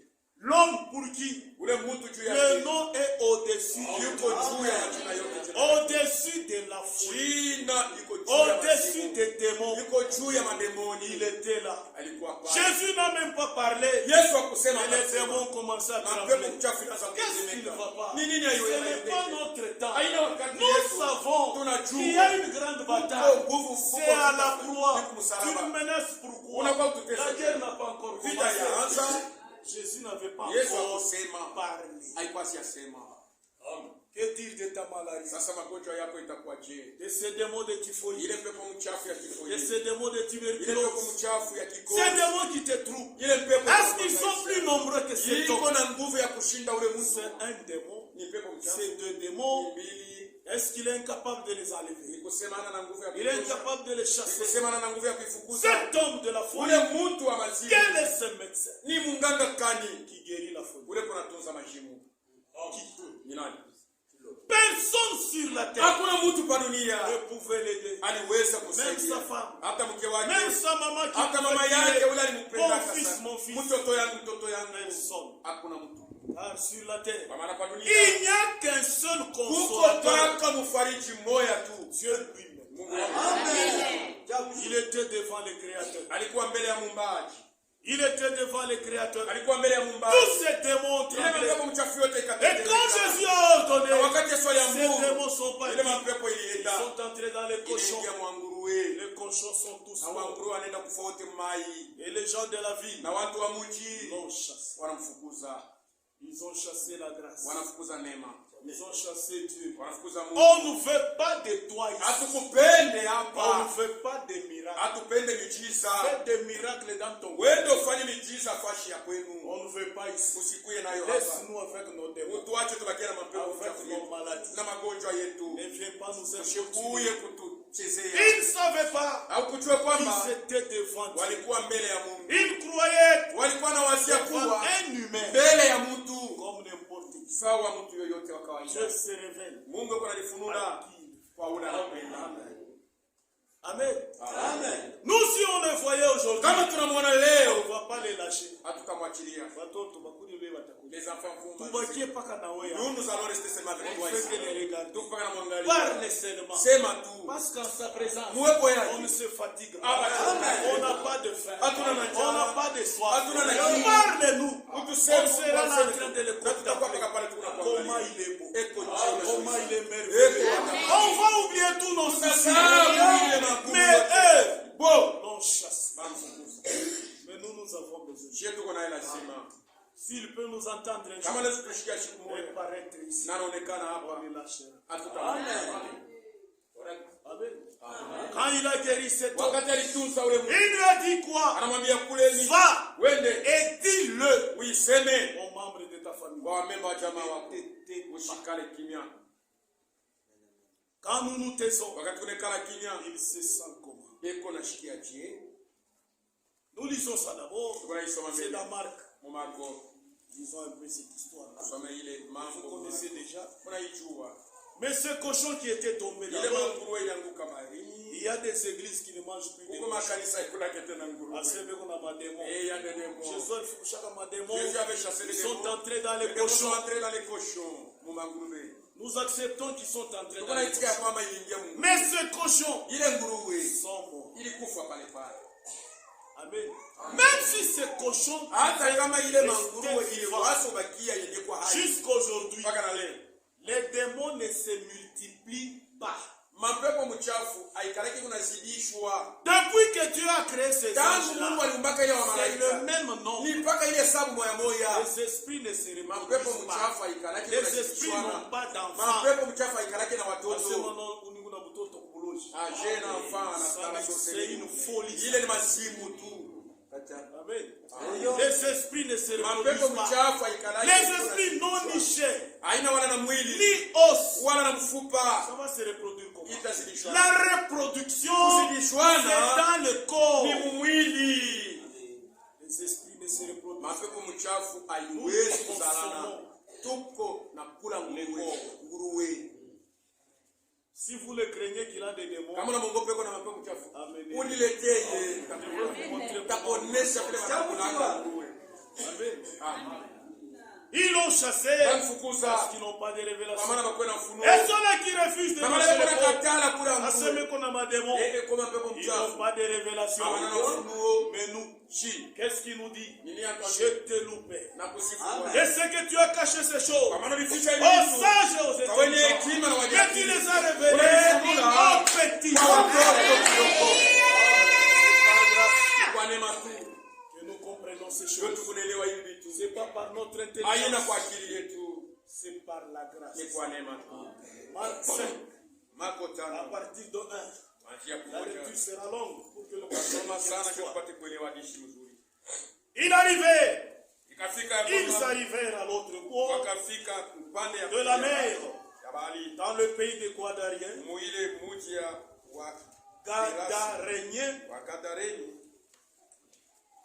Aussitôt que Wakafu- Jésus fut hors de la barque, Wakati Yesu alitoka mtumu il vint au-devant de lui. akakuja mbele yake Un homme sortant des sépulcres mtu mwenye kutoka makaburi et possédé d'un esprit. mwenye kushikwa na pepo Cet chafu. homme avait sa demeure Ule mtu alikuwa na dans makao les yake sépulcres. mkaburi. Et personne ne voulait plus Hakuna mtu alikuwa anapenda tena les lier, kumfunga même avec une chaîne. hata na minyororo. Je reprends là-bas. Personne ne pouvait Hakuna mtu plus aliweza les lier, kumfunga même tena avec une chaîne. hata na minyororo. Car souvent, Kwa maana wakati il avait eu le fer bali mfunga au yu pied mikuru et byuma avait été lié des chaînes, na bali kufunga na mais minyororo. il avait rompu les chaînes Lakini alikata et minyororo brisé le na fer. kuvunja byuma. Personne n'avait la force Hakuna mtu alikuwa na nguvu de le dompter. ya ku Il était sans cesse, alikuwa kila nuit et wakati jour, usiku dans na les mchana sépulcres, mu makaburi sur les montagnes, milima criant, iko na se lalamika. meurtrissant, Akwa iko na avec lumisa deux pieds. na mawe. Ayant vu Jésus de loin, Kisha iko na Yesu il a mbali couru, se akakimbia prosterna devant lui akakibuka kifundifuni et s'écria d'une voix na forte, akalalamika kwa sauti qu'y kubwa, a-t-il entre ni moi mambo kali kati et yangu toi, na weye Jésus, fils de Dieu, Yesu mwana wa Mungu? très haut? Wa juu. Je t'en conjure, Nakusihi au nom de Dieu, mu jina ya ne Mungu me tourmente pas. usiniangamize. Les démons qui demandent, Mapepo mchafu kunaomba, les démons savent mapepo mchafu que ilichua, nous sommes tuko devant notre Créateur. mbele ya muumbaji wetu, Amen. Devant les tout-puissants. mbele ya uwezo yote. Les démons ont fait une requête. Mapepo mchafu iliomba, Ne me tourmente pas. usituangaishe. Et ils ont encore fait une autre requête ici. Na wanaomba tena, On continue d'abord. unaendelea kusoma. Oui, merci. Et lui demanda, Akamwomba, quel est ton nom? jina lako ni Les nani? gens est mon nom.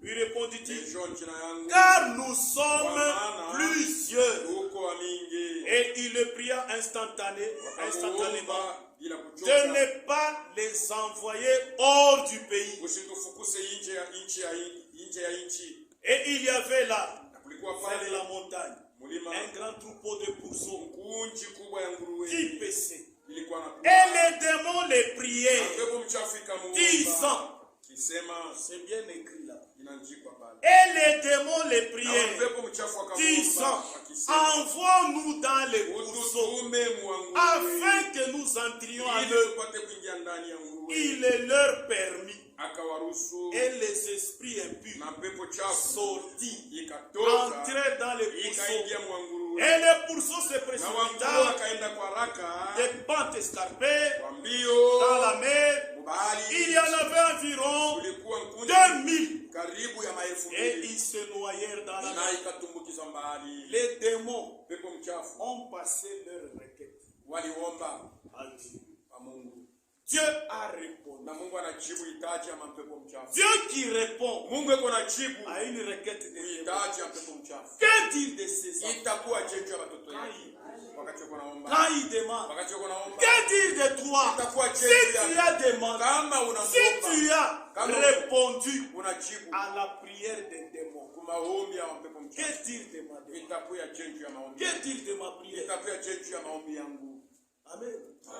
Que cela entre en vous. Ile liingie kabisa. S'il a répondu au Kama démon, alijibu mpepo que mchafu, dire de toi sa itakuwa fille? jeju yako. Que dire de toi son Itakuwa fils? jeju yako mwana wake. Ceux qui le faisaient paître. Hii bali walikuwa analisha S'enfuit. nguruwe ikakimbia. 15. Ils vinrent auprès de Jésus. Ikakuwa kwa Yesu. Et il vint mwenye pepo mchafu, mwenye alishikwa kana pepo. Celui qui avait eu la légion, Ule alikuwa na Assis. legioni, mwenye kuikala, vêtu. mwenye kuvala. Je reprends, que je parle, que je lise 14. Nisome 14 nzuri. Ceux qui les faisaient paître Wale walikuwa nalisha s'enfuirent wakakimbia et répandirent la nouvelle na wakatangaza dans ile la ville, mumuji dans les campagnes. mu makambi. Les gens allèrent Na voir watu walikuwa naenda kuona ce qui était vile arrivé. ilifika Ils ne se sont pas tus. au kuikala kimya. Mais toi, tu Sasa ole kala. Ils vinrent auprès de Jésus. Wakakuya kwa Yesu Ils virent na wakaona le démoniaque, ule alikuwa celui qui avait eu la légion, ule alikuwa na legioni, Assis. mwenye kuikala, vêtu mwenye kuvala, dans son bon sens. mwenye kuwa na Ils akili. furent saisis de frayeur. Wakashikwa na boka. Ceux qui avaient vu Wale walimuona ce qui s'était passé ilifanyika, leur racontaient wakawatangaza ce qui était arrivé au démoniaque. ilifika kwa ule mtu. Alors, ils se mirent à supplier Sasa Jésus wakaanza kusi Yesu de quitter le territoire. toka mwinchi yetu. Comme il montait dans la barque, Sasa alikuwa anapanda celui qui avait été démoniaque ule alikuwa lui anapenda demanda mchafu, akamwomba, la permission de rester avec lui. anamwomba ruhusa bakie naye. Jésus ne le lui permit pas, Yesu akamruhusu, mais il lui dit, akamwambia va wende dans ta maison, mnyumba yako vers les tiens, kwa bako et raconte-leur na ubatangazie tout ce que le Seigneur, yote ile tout Bwana ce que le Seigneur t'a fait, anakufanyishia et comment na namna gani il a eu pitié de toi. anakusikilia huruma. Il s'en alla Akaenda et se mit à publier akaanza dans kutangaza la décapole katika nchi tout ce que Jésus avait fait. yote ile Yesu alifanyaka juu yake, Et tous furent na wote dans l'étonnement. wakashangala.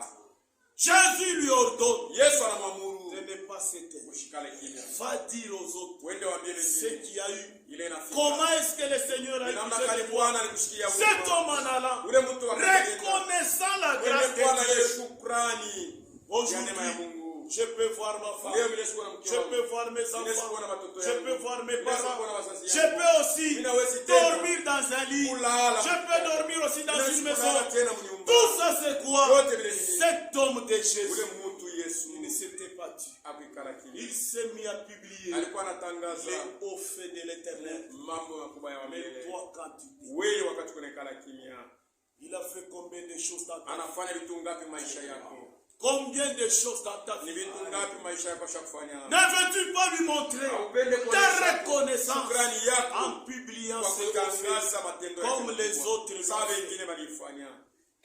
Ils disent, Wanasema au tabernacle hakuna Mungu. makutano yenye hapa Dieu. Amen. Nous avons un Dieu vivant. Tuko na Mungu aliye Un hai. Dieu qui opère des miracles. Mungu ule kuna tenda Un miujiza. Dieu qui ressuscite les Mungu ule morts. kuna fufura wafu. Amen. Il y a un témoignage, une sœur l'a donné à Huko ushuhuda Mambala. fulani anaitwa leta kwa Elle Mambala. ne s'est pas tue. Akuikala kimya. Elle souffrait de cancer Alikuwa anateswa na kansa plus de 2 ans. zaidi ya miaka 2. Le cancer des seins. Ile kansa ya mashiba Et il y avait des asticots au sein. na ilikuwa isha kutoboka vivinyo kunatoka. Amen. Tous les médecins n'ont rien Wameganga fait. wote walipima hawakuweza. Tous les produits qu'on lui donnait Madawa yote walikuwa n'ont namupa rien fait. haikufanya kitu. On l'a perfusé régulièrement. Walikuwa beko na mweka damu kila wakati. Elle a pris beaucoup de médicaments. Alikunywa madawa mingi. Elle a vu beaucoup de spécialistes. Aliona wa kujifahamu sana mkiganga. Hakuna mtu alimtunza. Mais Dieu est venu. Mungu alikuya. Dieu l'a opéré. Mungu alikupasura. Sans cicatrice. Bila kuacha. Il a enlevé les seins qu'il Anatosha avait. ile mashiba. Il a mis les seins neufs. Anaweka mashiba ya sasa. La sœur s'en était étonnée. Ule dada alishangala. Ceux-là qui avaient vu des seins Wale waliona mashiba avec yake. des pus, Yenye kwa na avec des asticots, yenye kwa na il bivinyo. n'en revenait pas. Il y Abakuwa en na a qui unaona sautaient ça et là. Ils se sont mis à crier. wanaanza kulalamika Parce que Dieu a agi. kwa sababu Mungu La alitenda. sœur ne s'est pas tue. Dada amekala kimya. Elle est passée devant les Alipita tabernacles. mbele ya makutano ya Le mapapa. dimanche Hii passé, juma elle a inapita. commencé à Anaanza publier kutangaza les merveilles de Dieu. matendo mema ya Si je Mungu. suis ici, Kama niko parce hapa, que Dieu m'a Mungu visité, ananiona. parce qu'il a fait des miracles, Anafanya je miujiza. ne suis pas tue. Mimi sitaikala kimya. Mais toi, tu t'es. Sasa huko nikala kimya. Elle est en train de donner cette Hapa ile témoignage. ushuhuda iko naileta Korezi. Elle a pu voyager. anasafiri. Mais toi, Sasa wewe les gens de ces bali villages, bali ils mkili les connaissent. abajue Tu réponds. utajibwaka. Il a fait beaucoup de choses dans ta vie. Anafanya vitu vya mingi vilikuwa maisha Et yako. cette sœur-là Na ule dada a même fait des audios sur WhatsApp aliweza kuisema hata maudio pour que tout le monde suive kila mtu et aifuate entende ashikie ce que notre vile Dieu Mungu wetu a fait. anafanya. Publiez-les au fond de Mutangaza l'éternel. matendo makubwa ya milele. Amen. Nous nous taisons pour toi. Tukonekana kimya juu ya nini? J'ai encore parlé avec une sœur Nilisema na dada mwingine il y a 3 mois. unakuwa miezi. Elle avait aussi le cancer des Alikuwa na yena kansa Les deux ya majiba yote mbili. seins. Ilikuwa naoza, Mais elle est allée à Mamba. anaenda kumambara. On a prié pour elle. Banamwombea. Les seins sont redevenus Majiba comme inarudia. les seins d'une petite. Sawa vile majiba ya mtoto ya mwanamke mwingine. Nous avons un Dieu vivant. Tuko na Mungu mwenye kwa hai. N'ayez pas honte. Usikwe na haya Publiez ces ya offres. kutangaza matendo yake makubwa. Publiez ces offres. Tuitangaze. J'étais malade. Nilikuwa Il mgonjwa. m'a guéri. Unanitunza. Il y a une sœur qui avait donné un témoignage. Huko dada alileta ushuhuda kumampala tena. Cette sœur était enceinte. Ule dada alikuwa na mimba.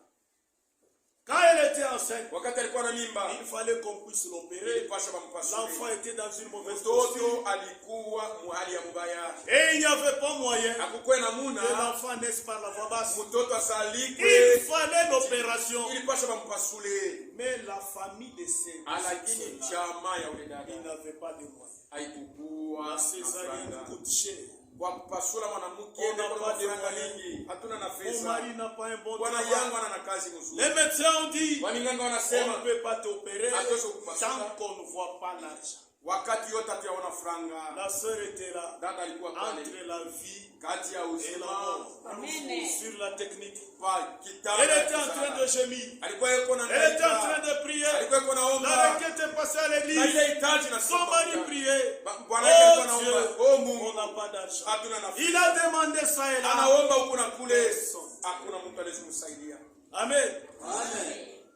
Tout le monde Mtu yote n'a pas donné l'argent. hakuleta franga. La sœur était seule Dada alibakia peke dans la yake. technique. Pa kitanda. Tellement qu'elle souffrait. Sasa alihangaika Cette sana. douleur était là. Maumivu Mais ilikuwa pale. l'enfant ne pouvait pas Mtoto sortir. alikuwa mwali ya Plus mbaya. elle traînait, Sasa alikuwa na kawia. l'enfant, Mtoto. sa peau s'est décolorée à Mwili l'intérieur. wake ulikuwa na geuka. Tellement qu'elle avait des douleurs à Sasa cause. alikuwa na maumivu sana. Elle a commencé à demander la mort. Anaanza kuomba Oh rufu. Dieu, O Mungu. personne pour m'aider. Hakuna mtu wa On kunisaidia. n'a pas de moyens. Hatuna na fedha. Mon mari n'a pas un bon Bwana travail. yangu ana na kazi ya Nous Mungu. sommes une famille pauvre. Huko jamaa Qui ya va nous maskini. aider? Nani Si atatusaidia? tu ne veux pas m'aider, Kama unisaidie. tue-moi. Uniambie, nikufue. Amen. Amen. Les médecins venaient Waninganga walikuwa et wanakuja. ils ont dit ton mari ne Wanasema, vient pas. Bwana kwa Depuis kuja. qu'il est allé chercher Tangu l'argent, alienda utafuta on fedha. t'opère. On n'a pas de moyens. Hatuna na fedha. Amen. Amen. Et à un moment donné, Wakati les fulani. médecins ont dit Waninganga wanasema, on va t'opérer quand même parce que tu risques de mourir. unaweza kukufia Et hapa. vous allez payer après. Mtalipa kisha. La femme voyant que Mwanamke anaona même kama si on m'opère, hata kama nilipasula. on va sortir l'argent. Utatosha ile makuta wapi? Elle a dit Dieu, Anaambia Mungu, aide-moi. unisaidie. Sinon tue-moi alors. Kama ina vile uniue. Et à peine qu'elle murmurait, Sasa vile alikuwa yeko na ita jina elle ya a Mungu. entendu les pas de Dieu. Anashikia mikuri ya mtu.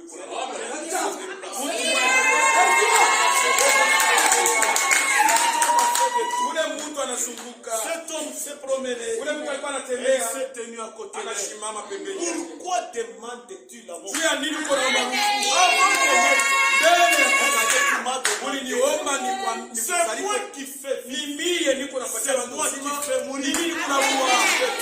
Uko nani kwa kuomba ruhusa? Qui t'a dit? Nani anakuambia Tu vas mourir. ya kwamba utakufa? C'est moi qui donne la Ni vie. mimi ndio ninaleta uzima.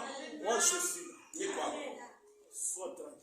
Ukuwe tu kimya. Et cet homme-là Na ule mtu s'est tenu à côté de la femme. anasimama pembeni ya ule La mwanamke. sœur a dit, Dada anasema, j'entendais la voix de cet nilikuwa homme. nasikia sauti ya ule Je mtu. savais qu'il était là. Nilijua ya kwamba alikuwa Quand il pale. s'est déplacé, Wakati alikuwa anatembea, j'entendais ses nilikuwa déplacements. nasikia vile Il kwa était anatembea à miguu côté yake. de moi. Alikuwa pembeni Mais yangu. quand je voulais tourner Wakati nilikuwa natafuta pour le kugeuka, voir, tu nimuone. c'est comme s'il y avait un mur. Inakuwa sawa vile kulikuwa kibambashi kilizuiza nisimwangalie. J'entendais sa Nilikuwa voix. nasikia sauti Je yake. ne le voyais pas. Sikuwa namuona. Et cet homme-là Na ule mtu a introduit ses mains anaingisha mikono dans yake le ventre de la sœur mtumbo ya dada sans cicatrice. pinda mikono inaingia ndani. Ile mikono inaingia mtumbo wake. Ile mikono inabamba mtoto inamgeuza.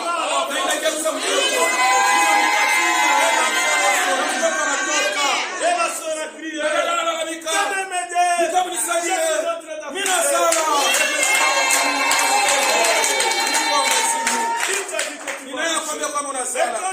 Wakati ule msaidia anakaribia, anafika pale tuko na Mungu. Kama wewe muone,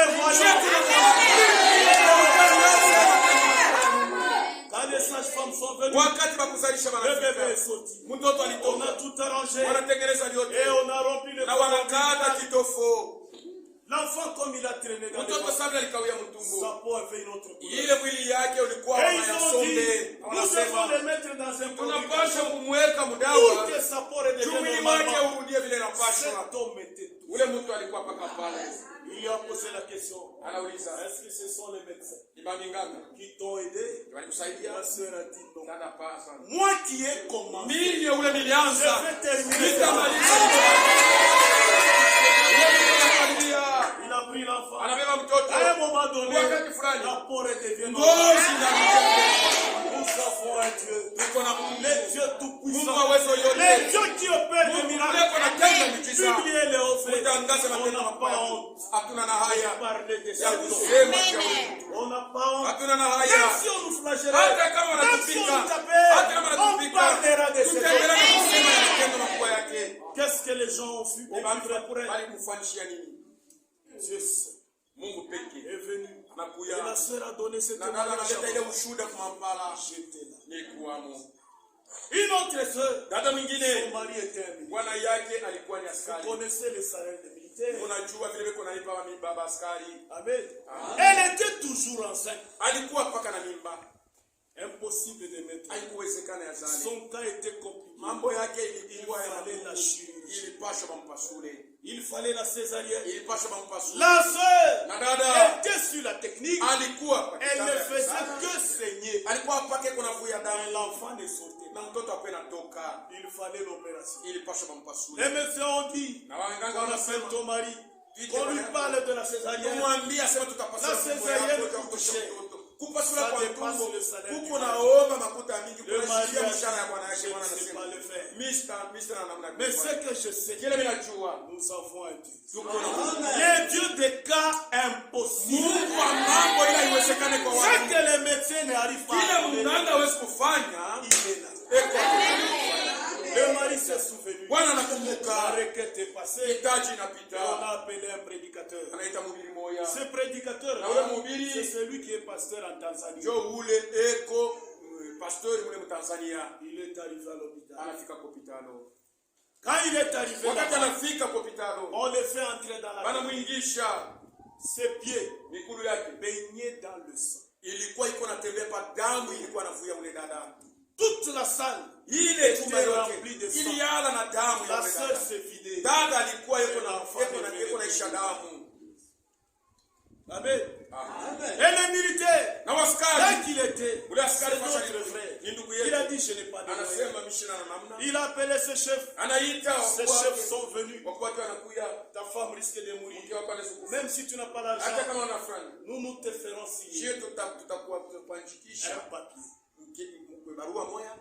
Nous allons payer. Je tutalipa. Mais on doit te retrancher l'argent. Tutaanza kurekubera Pendant autant de mois. kadiri ya miezi Si vile c'est inapaswa. 6 mois. Kama ni miezi sita. Maintenant, si vous retranchez, Kama mnabeba je vile vais vivre. mitaishi je na mke na mtoto mwenyewe. L'homme était là. Mtu alikuwa Et pale. le prédicateur est Na entré dans mhubiri la salle. anafika anaingia mwile Il a chumba. prié pour la sœur. Anaombea dada. Il a dit Amen. Anasema amina. Quand il finit, Wakati anamaliza le chef militaire arrive ule mkubwa wa askari anakuja. avec sa jeep, Anakuwa na chipi yake. avec une autre ambulance Anakuwa na ambulance. pour transférer la Sio sœur bebe dada de wamtoshe. là Bamupeleke. vers là qu'on devait l'opérer. Ufashe wanapaswa kumpasula. Le frère était là. Ndugu alikuwa pale. Les prédicateurs étaient Na là. wahubiri walikuwa Les pale. militaires étaient là. Waskari walikuwa pale. Les médecins étaient là. Waganga walikuwa pale. Ils étaient là en train de Walikuwa observer. pale kuangalia. La sœur ne faisait que Dada ça. alikuwa pake kuna On toka a damu. fait sortir la Bana sœur. mtosha dada. Le frère était là pleurant. Ndugu alikuwa pale kunalia. Le prédicateur était là. Mhubiri alikuwa pale. Le prédicateur ne s'agitait Mhubiri pas. ashikwe na ngaika. Pourquoi? Kwa nini? Je l'ai déjà. Misha kuita. J'ai déjà passé mon Misha kuita. Mon appel est passé. Il Il a déjà décroché. J'attends qu'il agisse.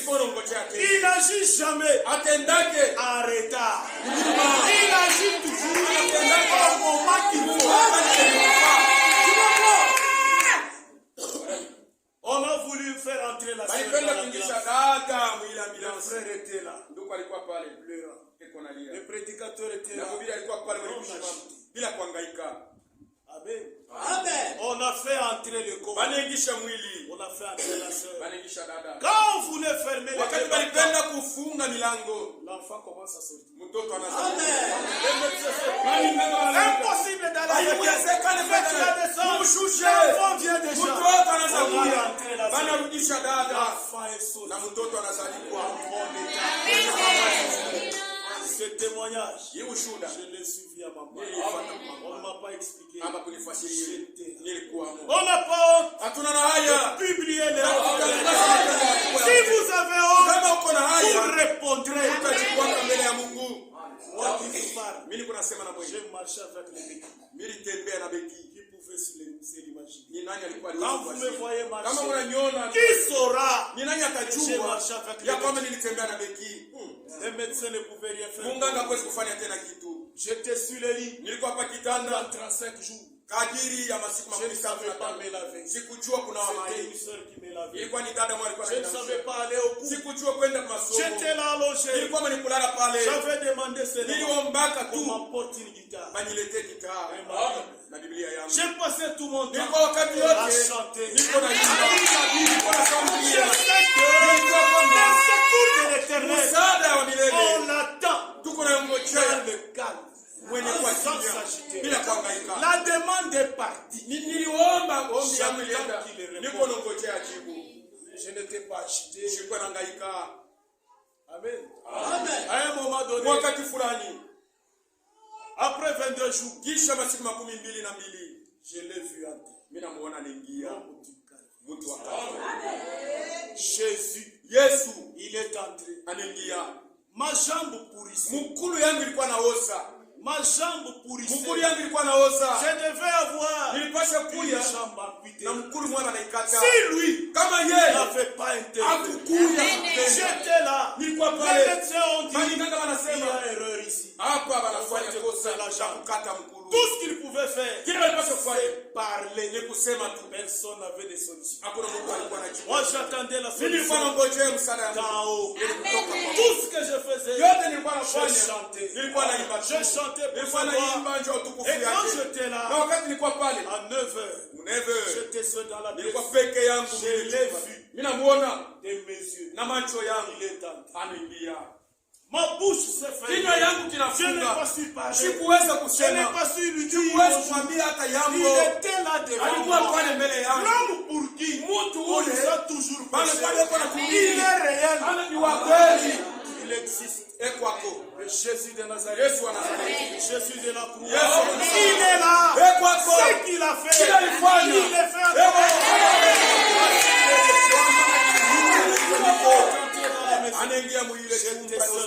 J'étais sur les lits. Il a pris ma jambe. Il s'est assis. Comme une tendre mère. Il s'assoit. Je le regarde. Pas dans un rêve. En réalité. Que vous l'aimiez ou il a touché ma jambe. Il a pris ma jambe. Il a fait passer. J'étais en train de le contempler. Il est si beau. Tu n'auras même pas l'envie de lui causer du ton. Quand tu le vois, l'amour jaillit. Quand tu le vois, il y a l'amour qui jaillit. Il était devant mes yeux. Il a entré ses mains sur mon genou. Sans ses mains sont tendus. C'est la première fois où j'ai vu à l'intérieur des mon ndani ya genou. mkulu yangu. Il a ouvert. Anafungula. Les médecins avaient commis Bali l'erreur. nganga balifanya Il a kosa. commencé à arranger. Anaanza kutengeneza. Avec ses mains. Na mikono yake. Comme le grand médecin. Anafanya mkono hivi. Tout est devenu Yote vinarudia vya zamani. normal. Vile vilivyokuwa. J'ai marché. Mimi natembea. Et quand j'ai Wakati marché, mimi natembea, je suis allé à l'hôpital. mimi naenda kwa hospitali. Il fallait qu'on me fasse des séances. Ili pasha bafanye kile. Le médecin qui m'a vu, Mganga ule aliniona jana. quand il m'a vu marcher, Wakati anakuniona niko natembea. Anatengesha kichwa. je ne crois pas. Si Tu uasie macho es yangu. passé où? Qui Qui a fait ça? Ni nani anafanya Tu ne hivi? pouvais pas marcher. Hakupasha On kutembea. avait t'amputer la jambe. Alipasha ukata mkulu. Qui a fait ça? Ni nani anafanya? Tu pries où? Huko naomba wapi? Je suis. Amen. Le médecin m'a dit, Mganga ananiambia ça fait 30 ans. kuna kwa miaka 13 niko natumika hii kazi. C'est à l'hôpital médical. Hospitali kumedikara. Ça fait 30 ans. Kuna kwa miaka 13. Chia unaka hii. Que mes yeux voient. Kile macho yangu naona. Explique-moi. Unifasirie. Quoi? Nini? Je commence à lui parler. Ninaanza kumwambia. Cet homme Ule mtu. qui était chez Abraham. Ule mama. Ule mtu.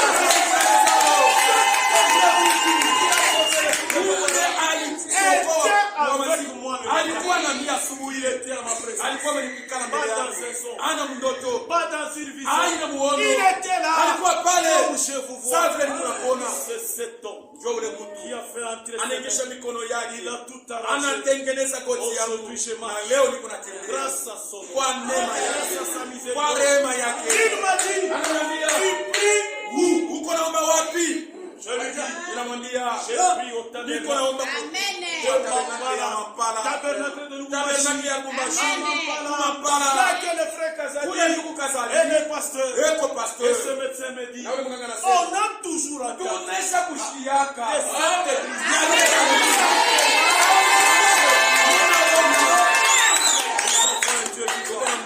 Publier ses offres. Mutangaze matendo. Si on se mettait Kama à tunaanza publier ses offres, kutangaza makubwa les yake. jours vont passer. Masiku Les itapita. jours vont passer. Masiku On itapita. ne finira pas. Hatutaimaliza. Publier ses offres. Qui n'a pas vu ses Ni merveilles? nani akuone mkono yake? Ni nani? Qui est celui-là? Ni nani ule? Je vous donne un autre témoignage. Nitakupatia ushuhuda mwingine tutamalizia pale. Un jour, j'ai prêché. Siku moja nilikuwa nahubiri. J'étais quelque part à Kialoya. Nilikuwa fashi fulani Kiaroya. J'ai rentré tard. Nilikuwa narudia saa ishafika. Mwenye kuchoka. Et quand j'ai arrivé à la maison, Wakati ninafika des kunyumba, fois je n'avais pas le temps mara nyingine sikuwa na d'enlever wakati même mes chaussures. ya kutosha hata bila Je pesa. dormais avec ça. Nilikuwa nalala nabi mwenye Et quand kuchoka. je me réveille, Na wakati mimi même nalamuka, à 2 heures du matin, hata mdese c'est là que je peux manger. ndio pale mimi nezukula. Fatigué. Mwenye kuchoka. Mais un jour, en Siku revenant, moja wakati mimi narudia, j'ai trouvé ma femme. mimi nakuta mke Je wangu. l'ai laissée en bonne santé. Mimi namwacha mwafya njema. Et je la trouve mourante. Namkuta karibu kufa. Amen. Mourante. Karibu kufa. Elle était là. Alikuwa pale. Elle devenait noire. Alikuwa mweusi sana. Quand j'étais là, Wakati nilikuwa pale, je l'ai trouvé dans un mauvais mimi état. namkuta mwali mbaya. Je suis allé moi-même à la cuisine. Mimi nenda mimi mwenyewe kumpishi. J'ai pris de l'eau. Mimi nabeba J'ai maji. pris les boucailles. Mimi nabeba J'ai bukari. pris les Thompson. Mimi nabeba Thompsoni. Je l'ai entendu, elle m'a dit, Mimi namshikia tu anasema, ne prends pas les sommets. ushikule sombe. Il y a quelque chose de mauvais. Huko kitu kibaya msombe. Amen. Il y a quelque chose de Huko mauvais. kitu kibaya J'ai msombe. pris les boucaries Mimi nabeba bukari avec l'huile seulement na mafuta tu et les Thompson. na Thompson. J'ai mangé. Mimi nakula. Comme j'étais Sasa fatigué, nilichoka. je suis allé dormir. Mimi nenda kulala. Mais je me réveille à minuit. Niko nashtuka usiku kati. Saa ya Ma kwanza. femme était sur le lit, Mke wangu alikuwa amekaa hapa en kitanda. train de s'agiter. Eko na Elle hangaika. devait rendre la... Alipasha kukufa. Elle devenait très noire. Alianza kukuwa mweusi Comme sana la zaidi. route qui a ici. Saa vile hii barabara ya Kaburimbo. Je dis, mais qu'est-ce qu'il y a? Ni nini? Quand je l'ai vue, Wakati mimi namuona elle ne pouvait pas avoir 10 minutes. à vivre. hakuwezi tena kukuwa na dakika 10 ya kuishi. Je l'ai fixé. Mimi Je namwangalia. lui pose la Mimi question. namuuliza Qu'est-ce qu'il y a? ni nini inafanyika? Non, il y a du poison dans les fonds. Huko kwa zomba na kama msomo. J'ai pris Mimi nabeba. et j'ai donné aussi à l'enfant. Mimi naipatia na mtoto. L'enfant était en train de Mtoto na s'agiter. yeye alikuwa iko na hangaika. Je ne me suis pas agité. Mimi sikuhangaike. Je me suis souvenu d'une Mimi nakumbuka ndiko mwenye nasema Marc 16. Marko 16. Vous prendrez quelques breuvages mortels Mutabera vinywaji vya et Mungu. cela ne vous fera aucun mal. On ne va pas s'agiter. Hatutangaika. Il est là. Ekwako. Nous lisons d'abord ça. Tuisome mbele Marko mbele ya kuendelea. Marc 16. Marko 16. Celui qui croira Unataka yamini et qui sera baptisé sera sauvé. atabatizwa ataokolewa. Mais celui qui ne croira pas Unataka yamini sera condamné. atahukumiwa. Voici les miracles Mutazame miujiza qui accompagneront itasindikiza ceux qui auront cru. wale wote À watakaye. mon nom, Mujina langu ils chasseront les démons. watafukuza pepo Ils mchafu. parleront de nouvelles Watasema langues. malugha mpya. Ils saisiront des serpents. Wakishika nyoka. S'ils boivent Kama wanakunywa quelque breuvage mortel, kinywaji kimoja vya il ne leur fera haitawafanishia point de kitu mal. hata kimwa kibaya. Amen. J'ai dit à Dieu, Ninaambia Mungu, tu as dit wewe ulisema que ça peut arriver ya kwamba que inafika nous prenions un breuvage tunakunywa sumu, mortel. sumu Et cela ne nous fera na ila aucun itatufanya mal. kosa hata Je moja. vois ma femme agir. Ninaona mke wangu yuko anahangaika, Elle a pris du poison. anakunywa sumu, Prête à mourir. karibu kufa. Mais moi je vois ta Mimi promesse. naona malako Je yako. sais que tout ce que Ninajua tu as kwamba dit yote ile unasema ne passera pas. haitakuja. Parce que tu as dit, Kwa maana unasema mes paroles ne maneno passeront pas. yangu aliyosikupita. J'ai pris la Bible. Ninabeba Biblia, Je lis. ninasoma. Vous prendrez quelques breuvages mortels. Mutakunywa sumu. Cette écriture, Il a dit je l'ai vu s'accomplir. Mimi naona kinatimilika ndani yako. Maintenant, il y a la deuxième partie. Sasa kuko Et cela ne vous fera aucun mal. na ila itanifanishia Je kosa. dis à Dieu, Naambia Mungu. la première partie, nous l'avons vue. Sehemu ya kwanza tunaiona. J'aime aussi voir Mimi napenda na nikuona. la deuxième Hii partie. sehemu ya pili. Cela ne vous fera aucun Na mal. ila itanifanyishia kosa. J'aime voir ça. Mimi napenda kuiona. Prions. Tuombe. On a prié. Tunaomba. Je lui ai posé la main. Nawekea mikono. Aussitôt que j'ai dit Bali Amen, tunasema elle a amina. commencé à vomir. Anaanza À kutapika. 2 mètres. Anatapika. Comme s'il y avait un Sasa moteur kulikuwa qui moto poussait Ilikuwa cela. nasukuma ile vitu yote. Elle est sortie. Inatoka. Et la femme, elle est devenue Na normale. mwanamke anakuja. La couleur Rangi normale ya bunduki commence à revenir. inaanza kurudia. Et elle a été guérie Na alitunzwa. sans aucun médicament. Bila dawa. Dieu avait dit, Bwana Mungu alisema, cela ne vous ila fera itanifanyia aucun mal. kosa hata moja. Amen. Nous devons tenir Dieu au mot. Tunapasha kushika Mungu msemo yake. Publions les hauts Tutangaze matendo makubwa ya Mungu de l'Éternel. ya milele. Quand vous vous taisez, Wakati tunekala kimya, vous répondez. mtajibwaka. Hakuna Mungu kama Yesu. Hakuna Mungu kama Yesu. Hakuna Mungu kama Yesu. Wewe Mungu wangu. Hakuna Mungu kama Yesu. Hakuna Mungu kama Yesu. Hakuna Mungu kama Yesu. Wewe Mungu wangu. Hakuna munganga kama Yesu. Hakuna munganga kama Yesu. Hakuna munganga kama Yesu. Hakuna mwokozi kama Yesu. Hakuna mwokozi kama Yesu. Hakuna mwokozi kama Yesu. Wewe ndiyo Alfa na Omega. Wewe ndiye Alfa na Omega. Wewe ndiye Alfa na Omega. Wewe ndiye Alfa na Omega. Wewe ndiye Alfa na Omega. Wewe ndiye Alfa na